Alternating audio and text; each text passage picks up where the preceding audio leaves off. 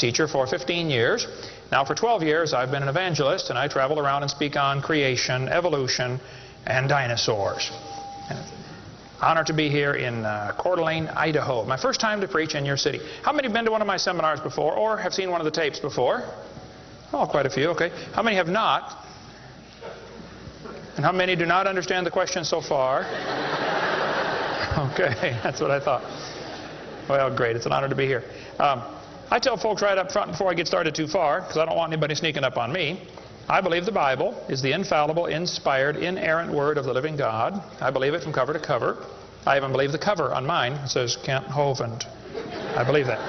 And what I try to do in my seminars, I have three distinct goals. Number one, I want to strengthen your faith in the Word of God. Number two, if you're not saved, I'm going to try to get you saved. I'm after you. I'll tell you right now, I'm after you. Okay.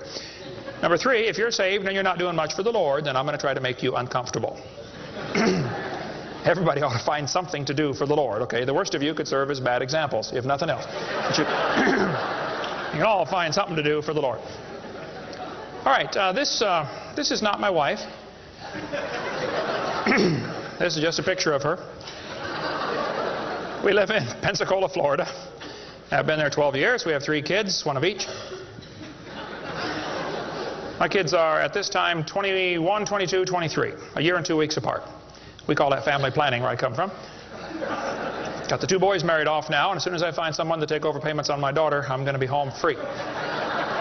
So that's the plan. One of my hobbies for many years, I have been collecting science books.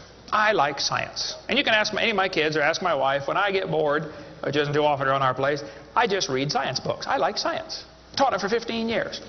Even though I'm not teaching it anymore, I still like to study. It's so many neat things to learn. And there's an awful lot of good science in these books. But folks, there are some lies in our science books. I'm not against science. I'm not against schools. I'm not against teachers. My brother's in his 34th year teaching public school. My mom retired from teaching public school. There's an awful lot of good, godly teachers in the system. But there's some poison in these books. We're going to cover some of that tonight. Richard Dawkins, who hates creationists, said, "It is absolutely safe to say that if you meet someone who claims not to believe in evolution, that person is ignorant, stupid, or insane, or wicked." Well, Richard, let's send you a copy of this tape, because I'm going to show you 100 reasons why evolution is so stupid. We need to define a few terms, okay? According to the dictionary, stupid means lacking normal intelligence, foolish, silly, a stupid idea, dull and boring. I think evolution is stupid. Now, my mommy used to get mad at me when I used that word, so it's a little hard for me, but Bill said, "Brother Hovind, I want you to preach on 100 reasons why evolution is stupid." Okay, Bill, well, you asked for it, so here goes, all right? Let's define some other terms now. The word evolution has at least 6 different meanings, and I've done 58 debates now, and if you're going to get into a debate on evolution with anybody, you better first define what you're talking about, because this is a very slippery term, okay? First, we have cosmic evolution. That would be the Big Bang. There is no evidence whatsoever for that. We'll get into that in just a moment. Then we'd have to have chemical evolution. See, the Big Bang supposedly made hydrogen. Well, how did we get 92 elements, plus the synthetic ones? I mean, how did the chemicals evolve? They don't talk about that much, but that would have to happen. Thirdly, we'd have to have stellar and planetary evolution. Did you know the stars would have to evolve? There's an awful lot of stars out there, folks, but nobody's ever seen one form. There's enough stars out there that everybody on Earth can personally own 2 trillion of them.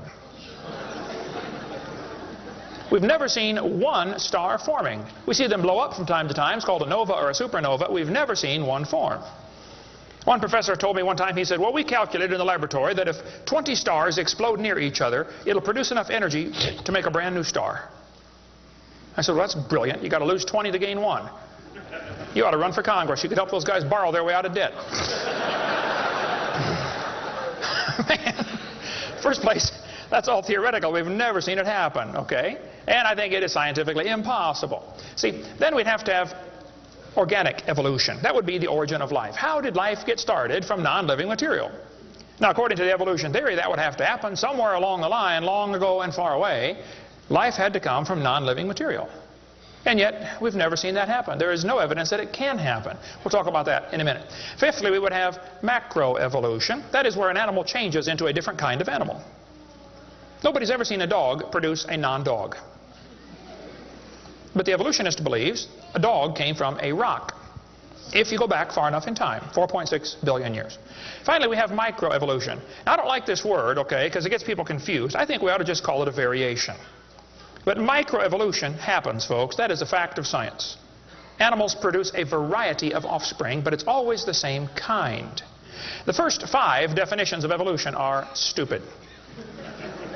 It doesn't happen. It's certainly not part of science. It's something you have to believe in. They teach the kids it all started with a big bang 20 billion years ago. A big bang. I like to ask them some simple questions. What exploded? And where did it come from? And where did the energy come from? Et cetera, et cetera. According to the Big Bang Theory, it all started with a little tiny dot and exploded and spread out over all the universe much faster than the speed of light. Well, the Big Bang Theory, as we'll see in a minute, is stupid. I don't know of a better way to say it. I'm trying to be nice to them, but it is just stupid. The Big Bang idea started with a Belgian astronomer named George something, can't pronounce his last name. George said that this original matter was no more than a few light years in diameter. At the very least, that would be 2, or about 12 trillion miles. So they started off teaching a spot 12 trillion miles across was what exploded. Well, they revised that down. In 1965, they said, no, it was only 275 million miles across. Well, that's way down from 12 trillion. 1972, they said, no, it's only 71 million miles across. I don't know how they know this stuff, but this is what they taught, okay? 1974, they said it was only 54,000 miles across. 1983, they said it was the trillionth the diameter of a proton. Now they're saying it's nothing at all. Nothing exploded. And here we are. This is what the textbooks teach. 18 to 20 billion years ago, all the matter in the universe was concentrated into one very dense, very hot region that may have been much smaller than a period on this page. That's stupid. This one says, all of the matter and energy someday will once again be packed into a small area, no bigger than the period at the end of this sentence. Then another big bang will occur. It happens every 80 to 100 billion years. So you can forget about global warming. We're going to get squished. Now, this textbook author was brilliant. I could not believe how smart this guy was. He said, boys and girls, nothing really means nothing. You have to be at least that smart to write a book. He said not only matter and energy would disappear, but also space and time. However, physicists theorize that from this state of nothingness, the universe began in a gigantic explosion. What? Yes, boys and girls, you see, nothing exploded, and here we are. Now, who can argue with logic like that? Man, they even put this in major science journals like Scientific American. This fellow said, the observable universe, that would be us, could have evolved, there's that word again, you got to watch that one, okay, 6 meanings, from an infinitesimal region. In the Greek, that means a dot. It's then tempting to go one step further and speculate that the entire universe evolved from literally nothing. They call that science and put it in a science book. I would call that stupid and put it in the garbage. This is what the books teach. I collect them. I've got hundreds and hundreds of these books from countries all over the world, clear back from 1890s up until the 2001 textbooks. They're teaching this kind of stuff, folks. This one says, all the matter in the universe was drawn into this little tiny dot, and it spun faster and faster. This is what they teach the kids. Some kids doing this for homework tonight, right? It spun faster and faster. One day, it exploded. Big bang. I was talking to a professor from Berkeley one time. I was sitting on the airplane next to a professor from Berkeley University. I don't know if you folks here in Idaho ever heard of Berkeley or not. But Berkeley is not a Bible college. So we got talking about the Big Bang, and he said he believed in the Big Bang Theory. I said, yes, sir, I figured that. You have to teach it at Berkeley. I said, tell me, sir, how did the universe get here? He said, well, 20 billion years ago, all the matter was squished in this little tiny dot, and it was spinning real fast, and it exploded. Big Bang. And pieces flew off and became the galaxies and the sun, the moon, the stars, and finally, you know, people. Here we are. I said, sir, could I ask you a couple questions, please? You know, one of my favorite things to do in life is asking questions to people who believe in evolution. I absolutely have a wonderful... That's how this whole ministry started. 12 years ago, I moved to Pensacola, Florida. Some article came out in the newspaper that said, dinosaur bones found in Montana from 80 million years ago. I wrote my first letter to the editor in my life, about 12 years ago. I wrote a letter to the editor. I said, yes, they found dinosaur bones, and yes, it was 40 feet long, and yes, it was found in Montana, but it was not from 80 million years ago. This one probably drowned in the flood in the days of Noah, 4,400 years ago. And you would have thought I shot the sacred cow. Actually, I did. Boy, there began to be quite a battle in the newspaper, letters to the editor flying back and forth, and finally a university called me and asked me to do a debate with one of their professors. Well, I'd never had a debate in my life except with my wife, and I lost those every time. So I was not excited about debating. But I said, well, how do you do it? What do you want? And the guy said, well, you send us 30 questions, and the other guy will send in 30 questions, and we'll discuss those questions for the debate. I said, okay. So I sent him 30 questions. I thought they were perfectly legitimate, fair questions.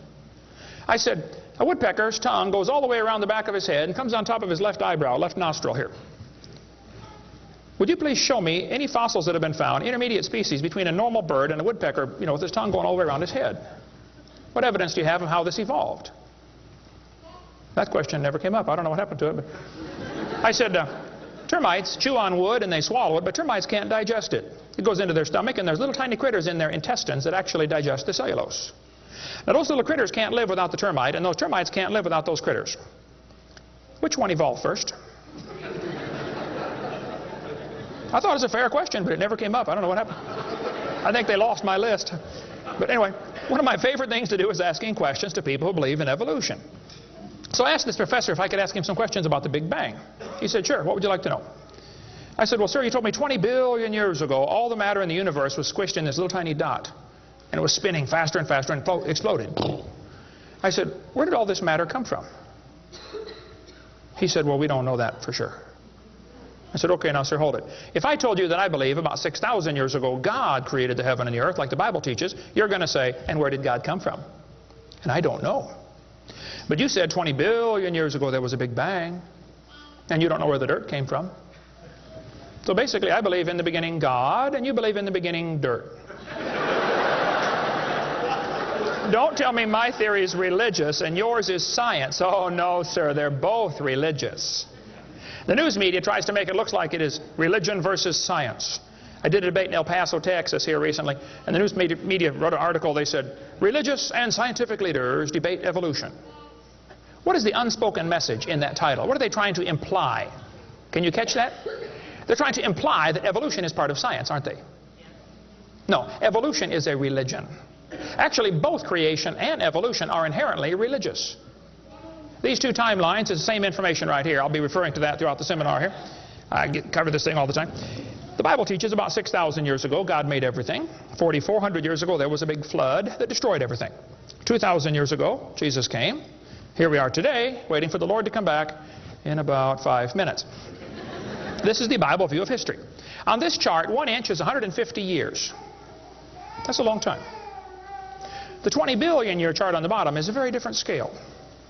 But see, both views, creation and evolution, are inherently religious. You have to believe in creation or believe in evolution. The difference between the two, though, is very simple. The evolution religion is tax-supported. That's the difference. By the way, if I was to make that bottom chart the same scale as the top chart, the bottom chart actually needs to be 2,100 miles long. That's from Pensacola to Portland, Oregon. I don't want to carry a chart that big, so I made a new scale for the other one, okay? If they want to believe it happened long ago and far away, they're welcome to believe that, but that's not science. Evolution is a religious worldview, and I think it is stupid. So I asked the professor, where did the matter come from? He said, I don't know. I said, well, sir, would you please tell me where the laws came from? The universe is run by laws, gravity, centrifugal force, inertia. Who gave the laws? He said, we don't know that either. I said, sir, could you tell me where the energy came from? You know, it takes energy to make a big bang. Who bought the gas to run this machine anyway? He said, we don't know that either. I said, sir, could I ask you another question? He said, sure. What else would you like to know? Else? What do you mean else? You haven't told me nothing yet. I said, does Berkeley have a merry-go-round? How many of you know what a merry-go-round is? You go round, round, round till you puke, okay? He said, no, we don't have a merry-go-round at Berkeley. I said, you ought to get one. You could learn some good science on a merry-go-round. If you put some fourth graders on a merry-go-round, are there any fourth graders in here tonight? Who's in fourth grade? All right, I like fourth graders. I spent the best 5 years of my life in the fourth grade. That's before they diagnosed ADD. Put some fourth graders on the merry-go-round, I like using fourth graders because they're tough and they're expendable. And we're going to get the high school football team out there to get that thing spinning clockwise as fast as it will possibly go. Now, if you have a digital watch, you may not know what clockwise means. I'll explain it later. We're going to spin the merry-go-round clockwise. The kids are going to go through 4 phases. They start off in phase 1. They're screaming at the football players. Come on, let's go, faster, faster. Can't you go any faster? You get up around 30 miles an hour. The kids enter phase 2, where they stop screaming. They just quietly concentrate on trying to hang on for dear life. You get up around 60 miles an hour. The kids enter phase 3, where they start screaming again. But now they're screaming, stop, stop, please, slow down. Don't stop, though. Keep going faster and faster. When you get to about 100 miles an hour, you should enter phase 4. That's where the kids begin to fly off the merry-go-round. Now, when this happens, you will notice a very interesting phenomena of physics. If the merry-go-round is going clockwise, when the kid flies off, the kid will be spinning clockwise until he encounters resistance, like a tree or telephone pole. That's because of a law in physics known as the conservation of angular momentum. You see, if a spinning object breaks apart in a frictionless environment, the fragments will all spin the same direction. It's very simple. It's because the outside is moving faster than the inside. And so it keeps the same direction of spin. The professor said, yes, I understand about the conservation of angular momentum. I said, well, good. I'd like to ask you a question then, sir. If the whole universe began as a swirling dot, like you said, why do 2 planets spin backwards? He said, that's interesting. I said, no, that's more than interesting. It's kind of hard on your Big Bang Theory. Not only that, 6 of the moons are spinning backwards. Why? He said, I don't know. Why do you think they're going backwards? I was hoping he was going to ask that. I said, well, sir, I believe it's very simple. You see, I believe in the beginning God created the heaven and the earth, and God did it that way on purpose, just to make the Big Bang Theory look stupid.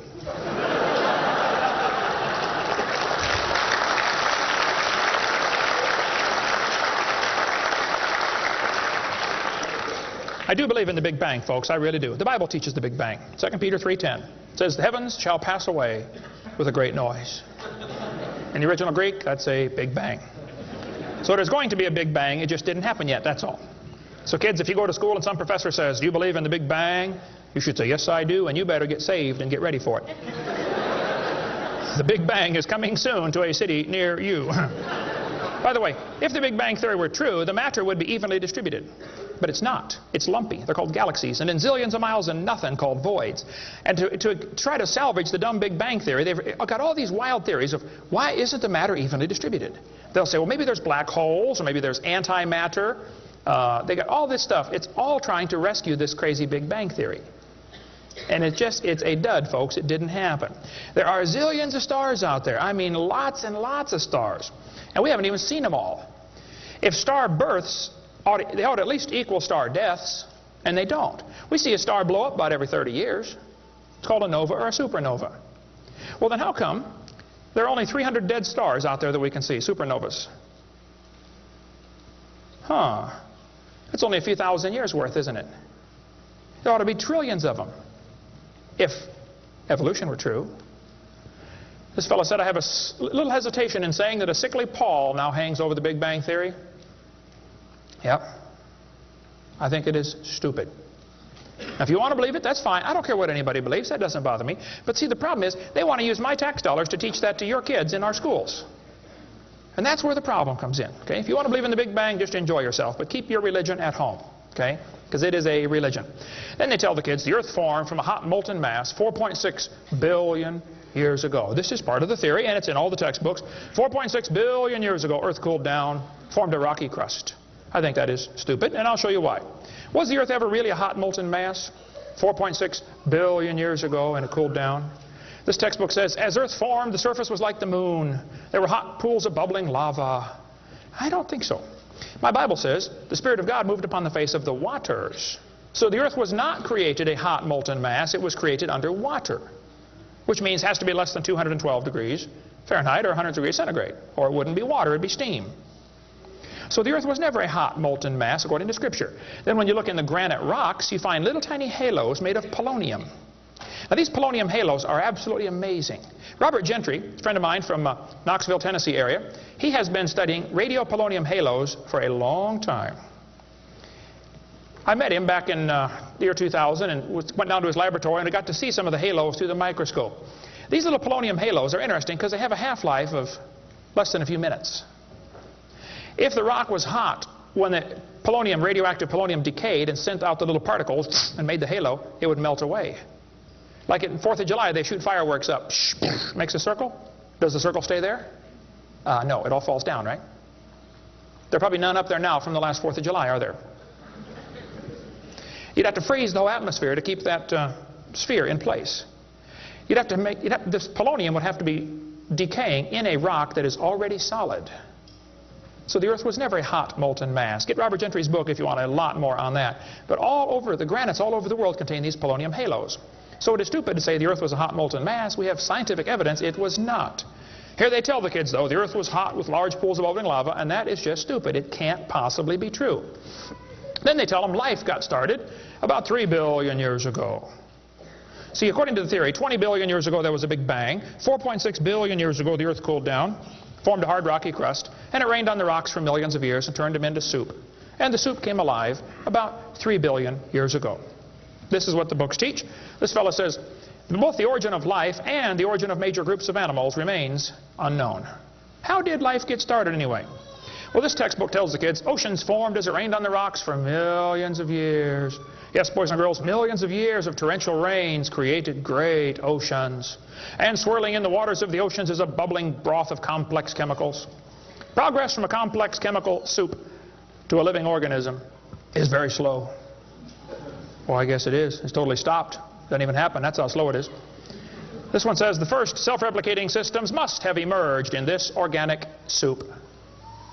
Was your great-great-great-great-great-great-great-great-great-great-great-grandpa soup? I think that's stupid, okay? Now, if they want to believe it, that's fine. I don't care what they believe, but don't call it science. What happened back in the 1950s, a guy named Miller and Urey wanted to know how the Earth and solar system had come to be. So they tell the kids he took a mixture of Earth's primitive atmosphere. We'll talk about that in a minute. He never proved how life originated, but he did add evidence to the theory that life could have started by itself. Well, is that true? Now, did he really do that? Well, let's just study the facts here. This textbook tells the kids many important events occurred during the Archean era, the most important of which was the evolution of life. Progress from complex molecules to even simplest living organism was a very long process. Long ago and far away. Fairy tale kids coming up.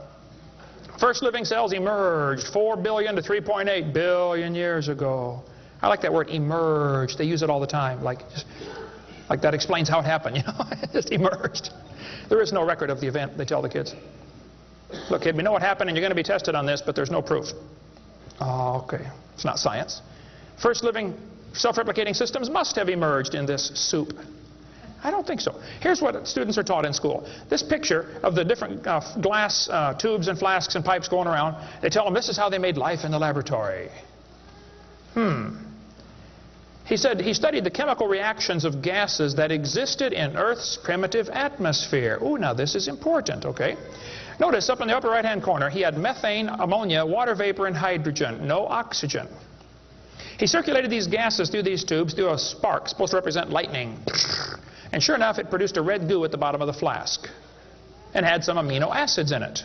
It didn't come close to getting life, though. Miller excluded oxygen in a reducing atmosphere because life could not evolve with oxygen. Anything that got together would oxidize. Cut a banana open, lay it on the table, it'll turn brown, it'll oxidize. Okay, so will an apple, so will anything alive. It'll oxidize. So that's why he didn't have any oxygen in the experiment. One of his gases was ammonia. Well, this creates a real serious problem because ammonia is destroyed by UV light. And UV light must be blocked by ozone, which is made from oxygen. I got a problem here. This textbook says several billion years ago, Earth's atmosphere had no free oxygen. Well, that's just simply not true.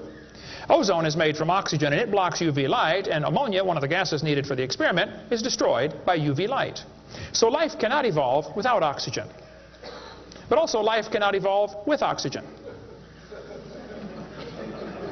Well, I got a solution for that one. It didn't evolve. And by the way, the Earth has always had oxygen, even more than it does today, okay? Air bubbles are often found trapped in amber, like the movie Jurassic Park, you know, where they drilled in and got the mosquito blood. These air bubbles, though, have 50% more oxygen than we do right now. We cover more on that on my video series, videotape number 2, about what the pre-flood world was like and why they lived to be 900 on the blue series of tapes out there on the table.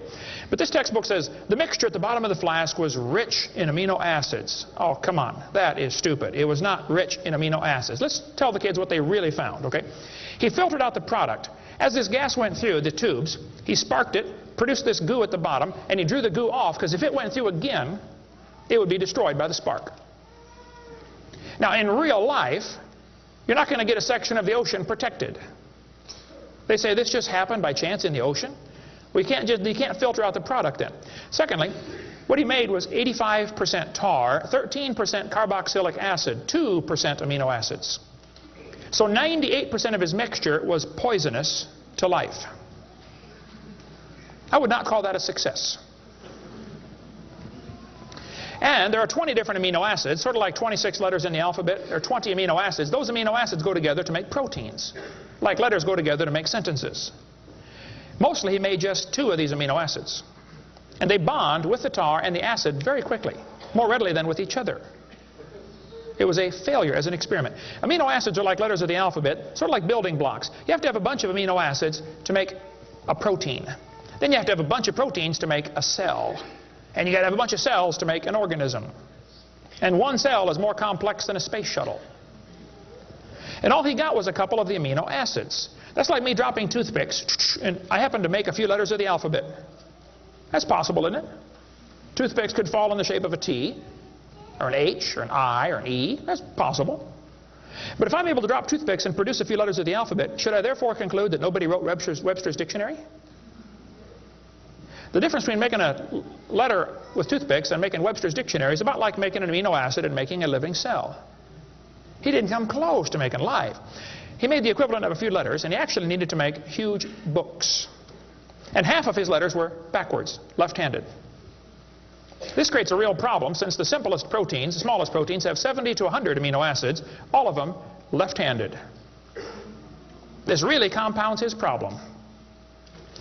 RNA and DNA are all right-handed molecules, and they are unbelievably complex. And hundreds of these amino acids must combine to make a protein, and this has to be in a precise order.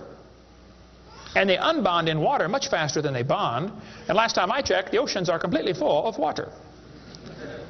So Brownian motion is going to drive them away from each other, not together. It just isn't going to work. He did not make life in the laboratory. But they tell the kids, he showed how life could have started by itself. Oh, that is just a stupid, okay? That's a lie. He did not show anything of the kind. And every experiment since then has made the problem worse. They're finding more and more things that just couldn't happen. Don't call that science. But they tell the kids, you know, 3 billion years ago, life appeared on Earth. Asked me to speak at this college in Boston one time. This preacher called all the colleges and universities around Boston and said, would you like to have Kent Hovind come speak at your college? Finally, one professor said, yes, he can come speak at our school if our professors can ask him any questions they want, because we want to show our students how dumb these creationists really are. So the preacher called me and said, Brother Hovind, would you like to speak at this college and let them make fun of you for a couple hours? I said, I would be honored. So I showed up. There were 6 professors and all their students. You know, I felt like Daniel in the lion's den. I got my charts out and I said, now folks, I believe the Bible. Nobody cheered. I said, I believe about 6,000 years ago God made everything. The world's not millions of years old. 4.6 billion years ago, there was a big flood. I'm sorry, 4,400 years ago, there was a big flood. Not 4.6. And 2,000 years ago, Jesus came, and I gave them the basic Bible story, okay? Then I told them what they believe. Because most of them don't know what they believe. You have to tell them. You guys believe 20 billion years ago there was a big bang where nothing exploded and produced everything. 4.6 billion years ago the earth cooled down, made a hard rocky crust. It rained on the rocks for millions of years, turned them into soup, and the soup came alive 3 billion years ago. And this early life form found somebody to marry. Boy, now that's a good trick. And something to eat, of course, and slowly evolved into everything we see today. One professor was getting kind of upset about this time. I seem to do that to them. He said, Mr. Hovind, there are hundreds of varieties of dogs in the world. I said, yes, sir, you're right about that. He said, "Do you mean to tell me that you believe all these dogs came from 2 dogs off a Noah's Ark? You expect me to believe that?" Ha, ha, ha. I said, "Sir, would you look at what you're teaching your students? You're teaching your students that all the dogs in the world came from a rock."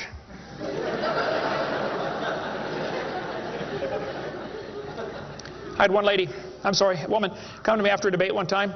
She was steaming down the aisle. Boy, she was mad. Oh, I could tell I'm in trouble now. I stood there quivering in my boots, you know. She walked up and she said, "Tonight, you said we believe we come from a rock. We do not believe that." I said, "Well, ma'am, calm down just for a minute." I said, "Do you believe in evolution?" She said, "Yes, I do. I'm a professor here at the university." I said, "Well, would you please tell me then where we came from?" She said, "We came from a macromolecule." I said, "Where did that come from?" She said, "From the oceans, from the prebiotic soup." I said, "Where did that come from?" She said, "Well, it rained on the rocks for millions of years." And you could see it was slowly dawning on her. I do believe I come from a rock, don't I? "Yes, ma'am, you do. You ought to be proud of it. Hey, don't step on Grandpa, whatever you do." Look, that's stupid, okay? There's no kind way to say it. There's a great book dealing with some of the flaws in the Miller experiment. If you want more on that for your kids to study out there on the table, get the book Icons of Evolution. Then they tell the kids that these plants and animals, not only did life evolve from non-living material, then this life had to learn to reproduce itself. Why would any organism want to reproduce more of its own kind when that's only going to increase competition for the food supply? Why didn't they instead evolve the ability to live forever and be happy? Huh? You ever think about that? I was in a debate one time, and we had question and answer time at the end. The student stood up and he said to the evolutionist, he said, "Sir, how did male and female evolve?" The professor got up and he said, "Well, that is a giant mother may I step in the evolution story." A mother may I step? This is science. Wow. Well. So according to them, you know, for the next few billion years or hundreds of millions of years, you know, life learned to produce something other than its own kind. Of course, today everything only produces its own kind, but they say long ago and far away, they were able to do something different. Textbooks will say we started like a bacteria and slowly evolved to a human. I think that's stupid. But if you want to believe that, that's perfectly fine. Those trees of life that they put in the textbooks for your kids are a bunch of nonsense. And even evolutionists will admit that. Stephen Jay Gould, the Marxist professor at Harvard University, he says that evolutionary trees that adorn our textbooks are not the evidence of fossils. It's only inference. We infer, we imply, we hope it happened this way. This textbook says, all the many forms of life on Earth today are descended from a common ancestor. What? You mean the birds and the bananas have a common ancestor? Isn't that what he says? Found in a population of primitive unicellular organisms. Well, in the first place, there's no such thing as a primitive unicellular organism, okay? One single cell is more complex than a space shuttle. There's no such thing as a primitive single-celled organism. We talk about that on video number 4 of our series. But he says, all the forms of life are descended from a common ancestor found in a population of primitive unicellular organisms. What were those first cells like? How do we know? What events led up to their formation? No traces of those events remain. Did you catch that? Hey kid, we know what happened, but there's no proof. Primitive, huh? This one says the humans, mammals, birds, crocodiles all had a common ancestor. Well, anything inside that circle is religious speculation. It is stupid. Reptiles produce reptiles, dogs produce dogs, people produce people, and there's never been an exception to that. Darwin said, though, if my theory be true, here's his book right here. You can look on page 211. He said, if my theory be true, numberless intermediate varieties must assuredly have existed. Boy, you're right about that, Charlie. I mean, to change from a rock to a dog would take a few changes. David Robb, who believes in evolution very strongly, says, in the years after Darwin, his advocates hoped to find predictable progressions. In general, these have not been found, yet the optimism has died hard, and some pure fantasy has crept into textbooks. Oh, you're kidding. Fantasy in our textbooks? Oh, yep. They tell the kids they have evidence of evolution from fossils. I don't think so. That is stupid, okay? If you find a fossil in the dirt, all you know is it died. You don't know that it had any kids, do you? And you sure don't know that it had different kids. I mean, think about it. You're in a court of law. You bring in a bone to the judge. Judge, I found this bone in the dirt. This is the ancestor of all the humans today. They would laugh at you. You don't know that that's the ancestor of anybody, do you? And why on earth would you think a bone in the dirt can do something animals today cannot do? Animals today can only produce the same kind, right? Dogs produce dogs, folks. Luther Sunderland asked all the major evolutionists, he said, where is the evidence for evolution? They all said, well, somebody else has it. We don't have it over here. So he wrote a letter to Colin Patterson. He's the director of the British Museum of Natural History. They've got the largest fossil collection in the world. He said, Mr. Patterson, I read your book on evolution. I noticed you didn't show us the missing links. Why didn't you show us the missing links? Patterson wrote back and said, I fully agree with your comments on the lack of evolutionary transitions in my book. If I knew of any, fossil or living, I would certainly have included them. I will lay it on the line, there is not one such fossil. There are no missing links, folks. The whole chain is missing. Even Stephen Gould admitted the absence of fossil evidence for intermediary stages is a persistent and nagging problem for evolution. We got the theory, we know it's true, now we just need the evidence. That's the way they think about it. Richard Goldschmidt said, maybe the first bird hatched from a reptile egg. Well, Richard, I'm sorry. I don't mean to be disrespectful, but that's stupid. See, what's happened, these guys have looked for missing links in the fossil record. They can't find any, and so they say, well, maybe evolution happened so fast it wasn't preserved. Maybe a reptile laid an egg and a bird hatched out. Well, who did that bird marry?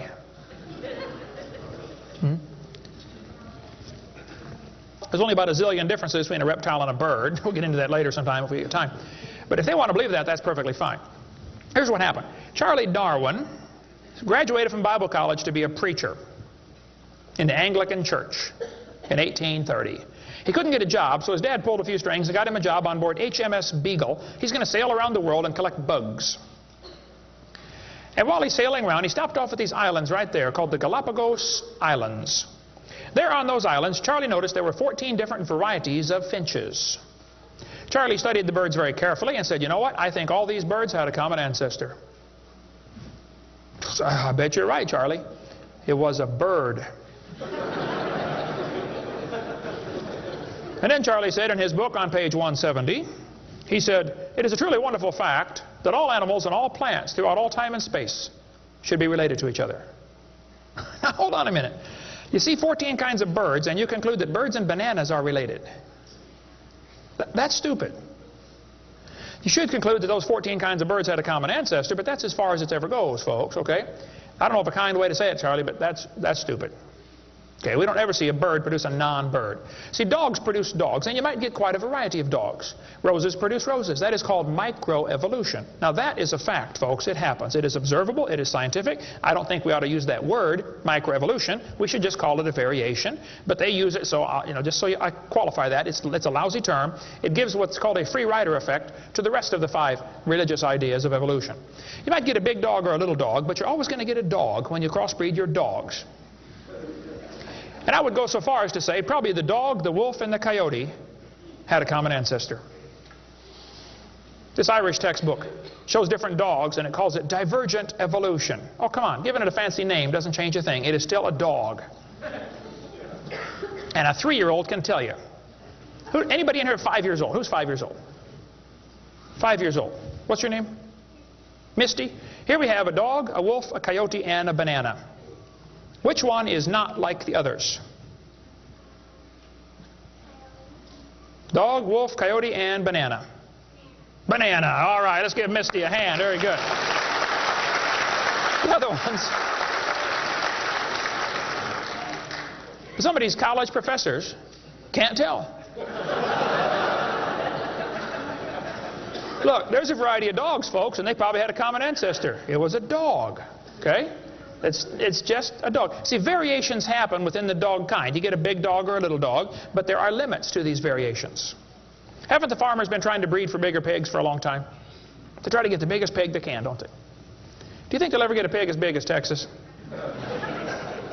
I bet there's a limit in there somewhere, isn't there? Roaches become resistant to pesticides after a while. Do you think they'll ever become resistant to a sledgehammer? I bet there's a limit. Yeah, okay. They still produce the same kind of plant or animal. That's not evolution. That's just a variation of the same kind, okay? And the information for that variety was already present in the gene pool. No new information is ever added. The dogs or the pigs don't learn to fly or become pink.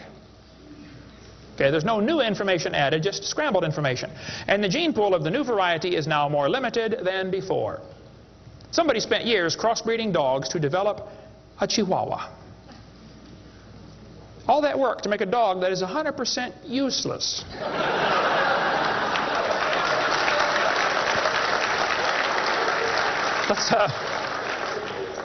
Let's turn all the Chihuahuas in the world loose back into the woods. How long would they last? They'd run up to the wolf. Yep, yep, yep, yep, yep. Crunch. Go ahead, make my day.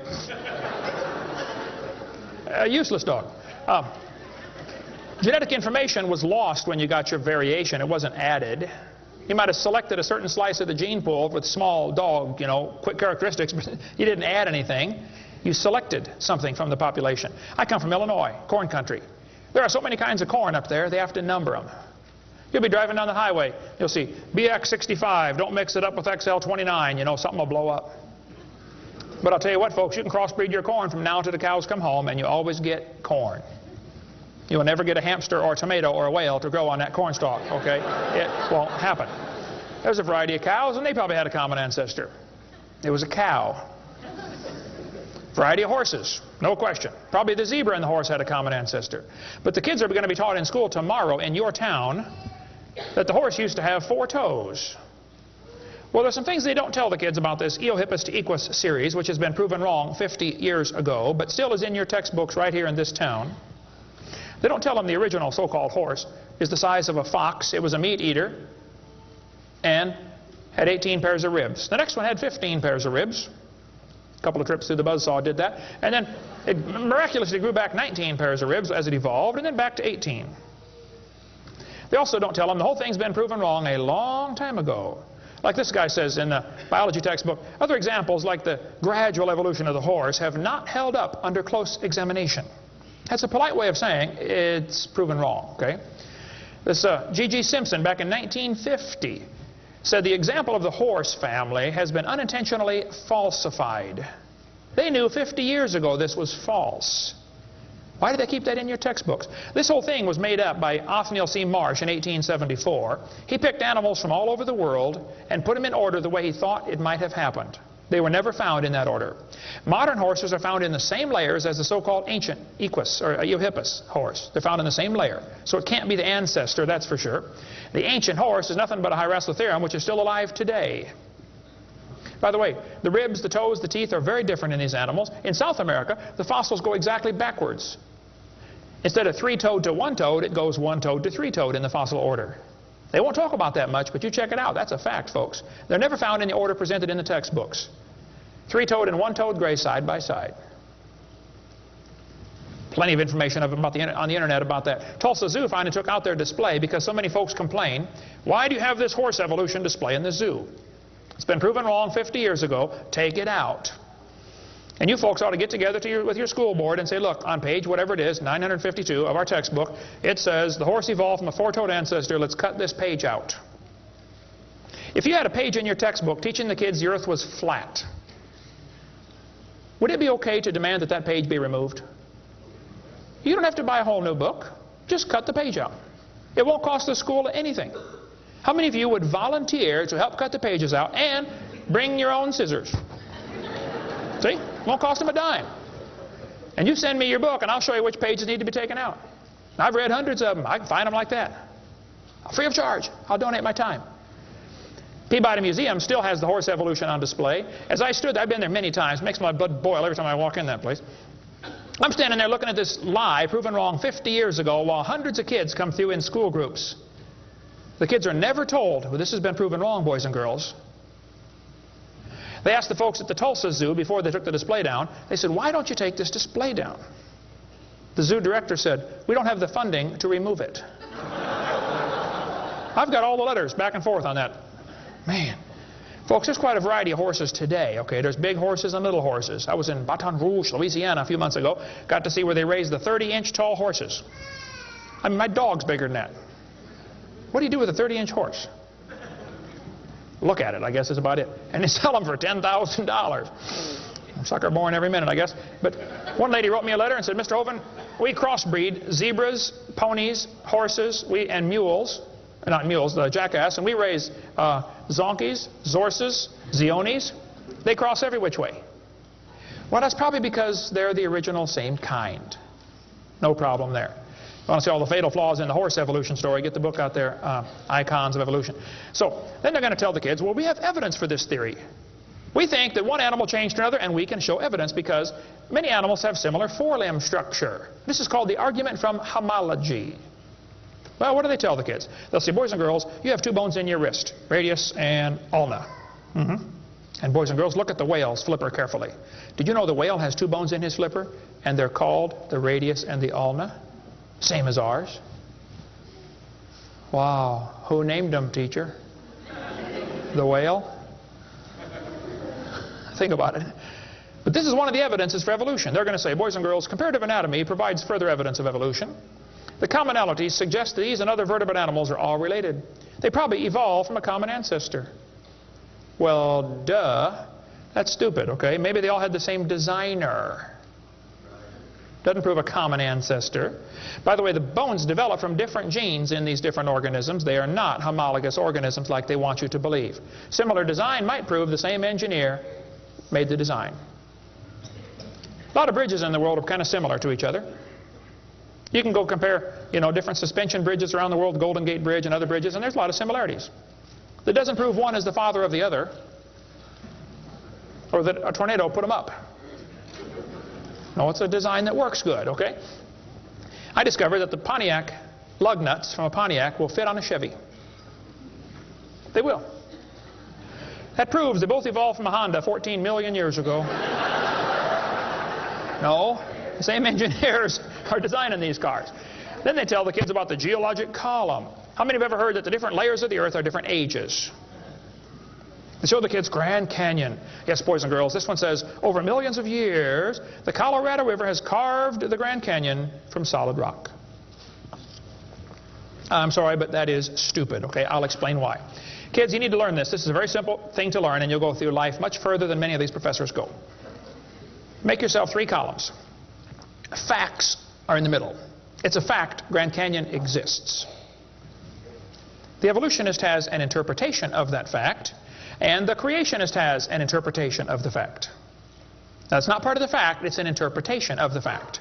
The evolutionist says the canyon formed slowly by a little bit of water and lots of time. The creationist says, oh no, we think it formed quickly by lots of water and a little bit of time. It's a fact the earth has sedimentary layers. That's not a question. How did they get there? Well, the evolutionist says these layers formed slowly over millions of years. The creationist says, no, these layers are all from the flood in the days of Noah. Now, it seems like the professors are always trying to erase the line between their interpretation and the fact and make their interpretation part of the fact column, and it's not. And I think I can demonstrate Grand Canyon was not formed by the Colorado River. I was in a debate recently, and this professor said, Dr. Hovind, you're so stupid. Obviously, it took millions of years to form the Grand Canyon. I said, well, sir, I've seen Grand Canyon many times. I taught earth science for 15 years. I've studied it intensively. Just flew over it last week, as a matter of fact, twice. Got a perfect view of it going out to California and back, flying from wherever I was, Florida. That's where I live. This textbook says, the Colorado River has cut through layer upon layer of rock over millions of years. Well, if you built a dam across Grand Canyon, it would take a lot of dirt or concrete, but if you could, okay, it'd be a huge dam. A giant lake would back up behind that dam, covering several states. That purple area is all drained right through the Grand Canyon drainage basin. This snow line tells a very interesting story. In between these 2 red lines is snow. This is a picture from a satellite showing about 150 or 200 miles of the canyon area. Real wide shot. The river enters the canyon at the far right. The river is 2,800 feet above sea level. As it goes down through the canyon, the ground is rising up. It's called the Kaibab uplift, okay? The uplift is 7,000 or 8,000 feet above sea level. Interesting. The river flows downhill. All rivers flow downhill. So as the river enters the canyon and flows downhill from there, when it gets to the 1,800-foot elevation mark, the top of the canyon is 7,000 or 8,000 feet above sea level, so it's over a 1-mile drop. Very impressive. Hole in the ground. But some points to ponder. I said to the professor, I said, "Sir, did you know the top is higher than the bottom?" He said, "Yeah." I said, "Did you know the river only runs through the bottom?" He said, "Yeah." I said, "Sir, the top is higher than where the river enters the canyon by 4,000 feet. Rivers don't flow uphill. There's no delta. Where's all the mud that washed out? There's no way that river made that canyon. Grand Canyon is a breached dam, a spillway that washed out. There was a lake probably for some length of time after the flood and got too full and all that water went roaring through there. Probably carved that canyon out in a couple of weeks. Not millions of years. Absolutely impossible for that river to have made that canyon. We cover lots more on that on videotape number 6 of our series. But they tell the kids, the Colorado River made this canyon slowly over millions of years. I'm sorry, that is stupid. That can't possibly be true. They need to learn the facts. Charlie Lyell, back in 1830, he was a lawyer from Scotland. Somebody calculated one time that if all the lawyers in the world were laid end to end around the equator, we would all be better off. Charlie Lyell hated the Bible. In 1830, he wrote this book right here. Oh, I got it down on the table. I picked up the wrong one. Principles of Geology. Here it is on this table. Charlie Lyell wrote this book, 1830. In this book, he mocked at scriptures. He hated the Bible. You can see it mocking all through they're here. In here, he and other fellows back in that time, Cuvier, Steno Smith, and some of these guys, they invented the geologic column. How many have ever heard of the geologic column before? They say each of the layers is a different age, you know, Cenozoic, Mesozoic, Paleozoic, Archeozoic, all them Zoic boys. And they gave each layer of rock a name, like maybe you saw the movie Jurassic Park, and an age, and an index fossil. This was done in 1830, way before there ever was a carbon dating or potassium argon dating or lead-208, lead-206, uranium-235, uranium-238. Didn't exist, folks. The dating technique didn't exist. They just made up these numbers out of the clear blue sky. The geologic column is the Bible for the evolutionist. It can only be found one place in the world, the textbooks. There's no geologic column, and they know it. This fellow says, if there were a column of sediments, unfortunately, no such column exists. The geologic column is a hoax. It does not exist. It is stupid. Those layers cannot be different ages. If the geologic column were all in one place, it would be 100 miles thick. Didn't happen. By the way, if the geologic column were true, if you look at the side of Grand Canyon and see all these thousands of layers, why are there no erosion marks between the layers? Don't you think if one layer sat there for 10 million years waiting for the next one, it would rain once or twice? No erosion marks between the layers. Interesting. Oh, something to consider anyway. Those layers were all deposited very rapidly, and I think we can demonstrate that scientifically. If you take a jar of dirt, put some water in it and shake it up, and set it down, it'll settle into layers for you automatically. It just takes a few minutes. It's called hydrologic sorting. The gravels go to the bottom, and then the sands and the silts and the clays. It'll sort just like that, folks. Go home and do it with a jar. You'll see what I'm talking about. Years ago, I was preaching in Union Center, South Dakota. Union Center is right there. It's not even on the map.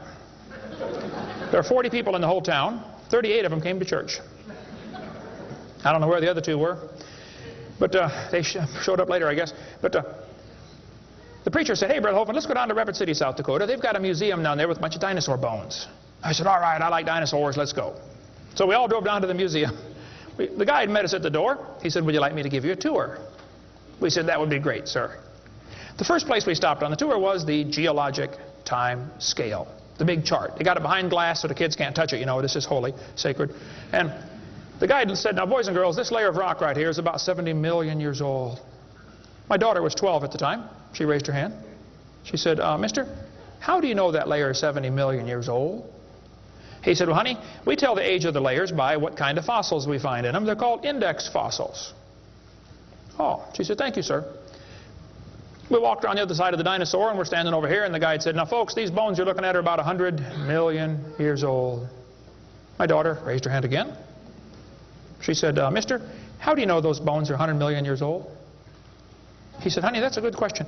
We tell the age of the bones by which layer they come from. She said, excuse me, sir, but when we were standing over there, you told me you knew the age of the layers by the bones, and now you're telling me you know the age of the bones by the layers. She said, isn't that circular reasoning? I thought, wow, a chip off the old block. That guide had the strangest look on his face. It was almost as if he were thinking.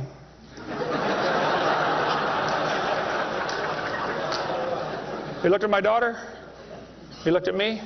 I wasn't about to help him. I thought, wow, this is going to be good. I got to hear this. He looked back at my daughter. He said, you know, you're right. That is circular reasoning. I never thought of that before. Folks, geologic column is a joke. It doesn't exist. It's all based on circular reasoning. We can demonstrate that clearly. Get our video number 4 if you want more information on how it's all based on circular reasoning. I'll just give you a couple of quotes here. This guy says, the rocks do date the fossils, but the fossils date the rocks more accurately.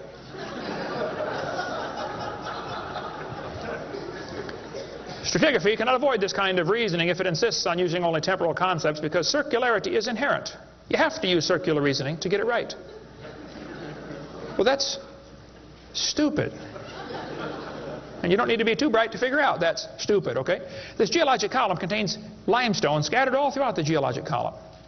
I like to ask him the question. I say, fellas, you have limestone scattered all through this column. How do you know the age? It's all limestone. I mean, if I handed you a piece of limestone, how would you know if it's 100 million year old Jurassic limestone or 600 million year old Cambrian limestone? I mean, how would you tell the difference? There's only one way they can tell, by the index fossils. That's how it's done, folks. That is stupid. Because those fossils don't count for anything, as we'll see in a minute.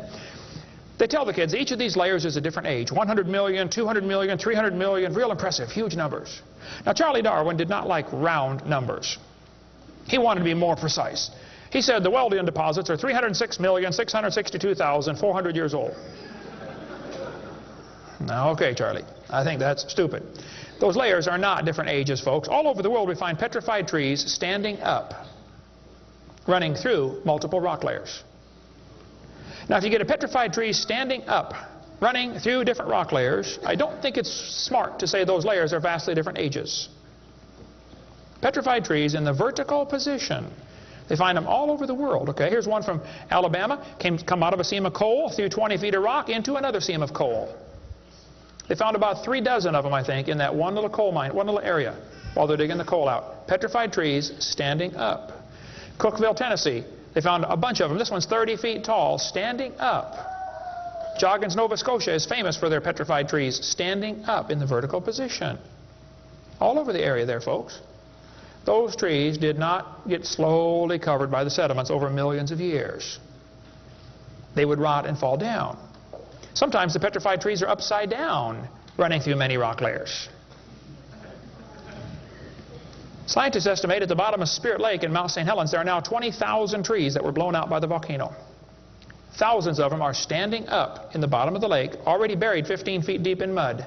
None of them grew there. Those trees are going to petrify. Only takes a few years to petrify a piece of wood. In the laboratory, it can be done in 24 hours. We cover lots more on how fast things can petrify in videotape number 6 of our series. But they dug up a guy, they buried this doctor in Tennessee. 14 years later, his wife died. When they went to dig the grave, water soaked into her grave.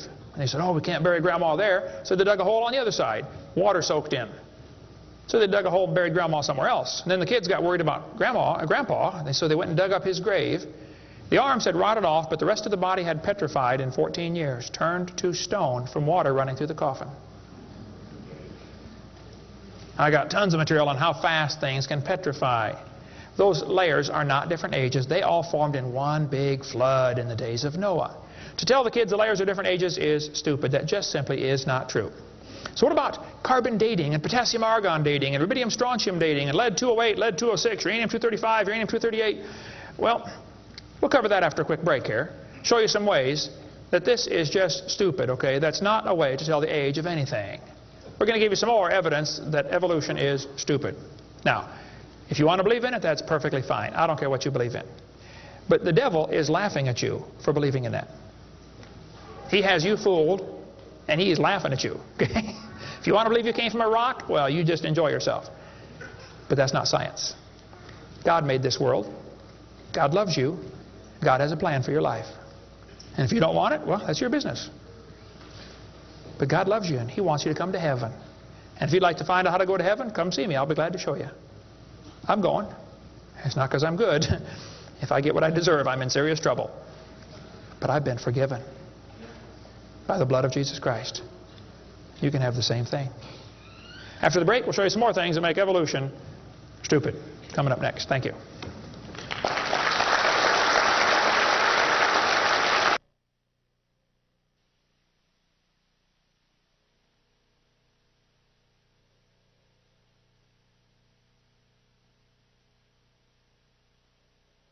In the early 1950s, actually the late 1940s, they invented carbon dating. We're going to explain a little bit about radiometric dating and how it's supposed to work, and then show you that it does not work, okay? The Earth's atmosphere is about 100 miles thick, and we're also protected by a magnetic field. Radiation from the sun and from the stars, mostly from the sun, goes right through that magnetic field, some of it does, and hits the atmosphere and produces carbon-14. Carbon-14 is radioactive. Normally, carbon is atomic number 6, which gives it atomic weight of 12. But this nitrogen, which is right next door to carbon, gets struck by radiation and it turns it into carbon-14. Now, carbon-14 is unstable. It is radioactive. It's always breaking apart. And you can hear it like with a Geiger counter, you know, click, click, click, click, just like uranium, because it's decaying. They've discovered it decays at a fairly consistent rate. About half of it will decay every 5,730 years. Which means if I gave you a pile of carbon-14, 5,730 years later, half of it would turn back to nitrogen. The rest would still be carbon-14. Theoretically, it's a random event, but it could, that's probably how long it would take. During photosynthesis, plants are breathing in carbon dioxide, and this radioactive carbon is mixed in with the regular carbon. The plant doesn't seem to know or care if it's getting radioactive carbon or regular carbon. It just takes it right in. Animals eat the plants and make it part of their body. Probably during your lifetime, you have either eaten plants or you've eaten animals that have eaten plants. How many have done that before? Okay. So, you probably have radioactive carbon-14 in you. Now, theoretically, what you have in you should match whatever's in the atmosphere, about the same percentage. Because the plants are always breathing this stuff in, and the animals are always eating the plants, and we're always eating the plants and the animals, so it should pretty much stay in balance. It is assumed the ratio of radioactive carbon-14 to normal C12 in the atmosphere would be the same found in living plants and animals. That is an assumption, but it's a reasonable assumption. The atmosphere today is 0.0000765%. Not much. That's how much carbon-14 it has in it. When the plant or animal dies, it stops eating or breathing. How many knew that already? Okay. So whatever it had in it begins to decay. Since half of it will leave in 5,730 years, all you got to do is check to see how much C14 is in it, how much C14 is in the atmosphere, and if it's only got half as much, it's been dead for 5,730 years. Sounds great, but it doesn't work. In theory, it never goes to zero, but it goes from a half to a fourth to an eighth to a 16th to a 32nd to not much. Okay? After 4 or 5 half-lives, you can't measure it. So if anybody ever tells you, we know the Earth is millions of years old because of carbon dating, you can rest assured they don't have a clue what they're talking about. Because if it worked, it would only work for 30 or 40 or 50,000 years maximum. They compare the amount of C14 in the object being dated with the amount currently in the atmosphere and estimate how long the object has been dead. It sounds good, but there are some assumptions that mess everything up. Okay? Assumption number 1, has the amount of C14 in the atmosphere always been the same? Has it reached equilibrium? This is an interesting problem. If I told you to fill a barrel with water, but I drilled holes on the other side of the barrel, while you're filling it, it's leaking out. At some point, it's going to be leaking at the same speed you're filling, and that point is called equilibrium. You will never fill the barrel past that point unless you plug the holes or fill faster. See, it's filling and leaking at the same time, sort of like your checkbook. You know, you put it in and it leaks out, okay? Hopefully you want to at least be at equilibrium, okay? If less than that, you're going to be in trouble eventually. See, if your outgo exceeds your income, your upkeep will be your downfall every time. Well, they say if you took a brand new planet Earth and stuck it out in the solar system, the sun would start producing carbon-14. It would start decaying also right away, and it would take about 30,000 years to reach this equilibrium point. Well, Willard Libby and others who invented carbon-14, University of Chicago in 1947 to 53, he got a Nobel Prize for it in there somewhere. He said, well, it would take 30,000 years to reach equilibrium. He said, well, we know the Earth is millions of years old. Mistake number one. So we can ignore the equilibrium problem. Mistake number two. The Earth's atmosphere has still not reached equilibrium. There's more C14 now than there was 10 years ago, which proves the Earth is less than 30,000 years old, which I could have told them just from reading my Bible. See, if an animal is still alive, be it plant or animal, okay, it should have about 16 clicks per minute on your Geiger counter per gram if it's 0 years old. Actually, 0 years dead. If it's getting only 8 clicks per minute, then it's 5,730 years old. If it's giving you 4 clicks per minute, it's gone through 2 half-lives. It's 11,000 years old. If it's 2 clicks per minute, it's 17,000 years old. This is how they date it. So if you're getting 2.5 clicks per minute, you just find the point on your graph and draw the line over and determine the age. Sounds real simple, but it doesn't work. If we had walked into a room and found a candle burning on the table, and I asked you the question, when was it lit? You say, I don't know, Mr. Hovind, it's burning when I got here. Okay, well then let's do some empirical science. Empirical science is things we can test and measure and observe and test. Not theoretical, I mean empirical. We can measure it and weigh it. Let's measure the height of the candle. Suppose the candle is 7 inches tall. Who can tell me when it was lit? Okay, nobody. Let's do some more empirical science. Let's measure the rate of burn. Suppose we determine it's burning 1 inch an hour. When was it lit?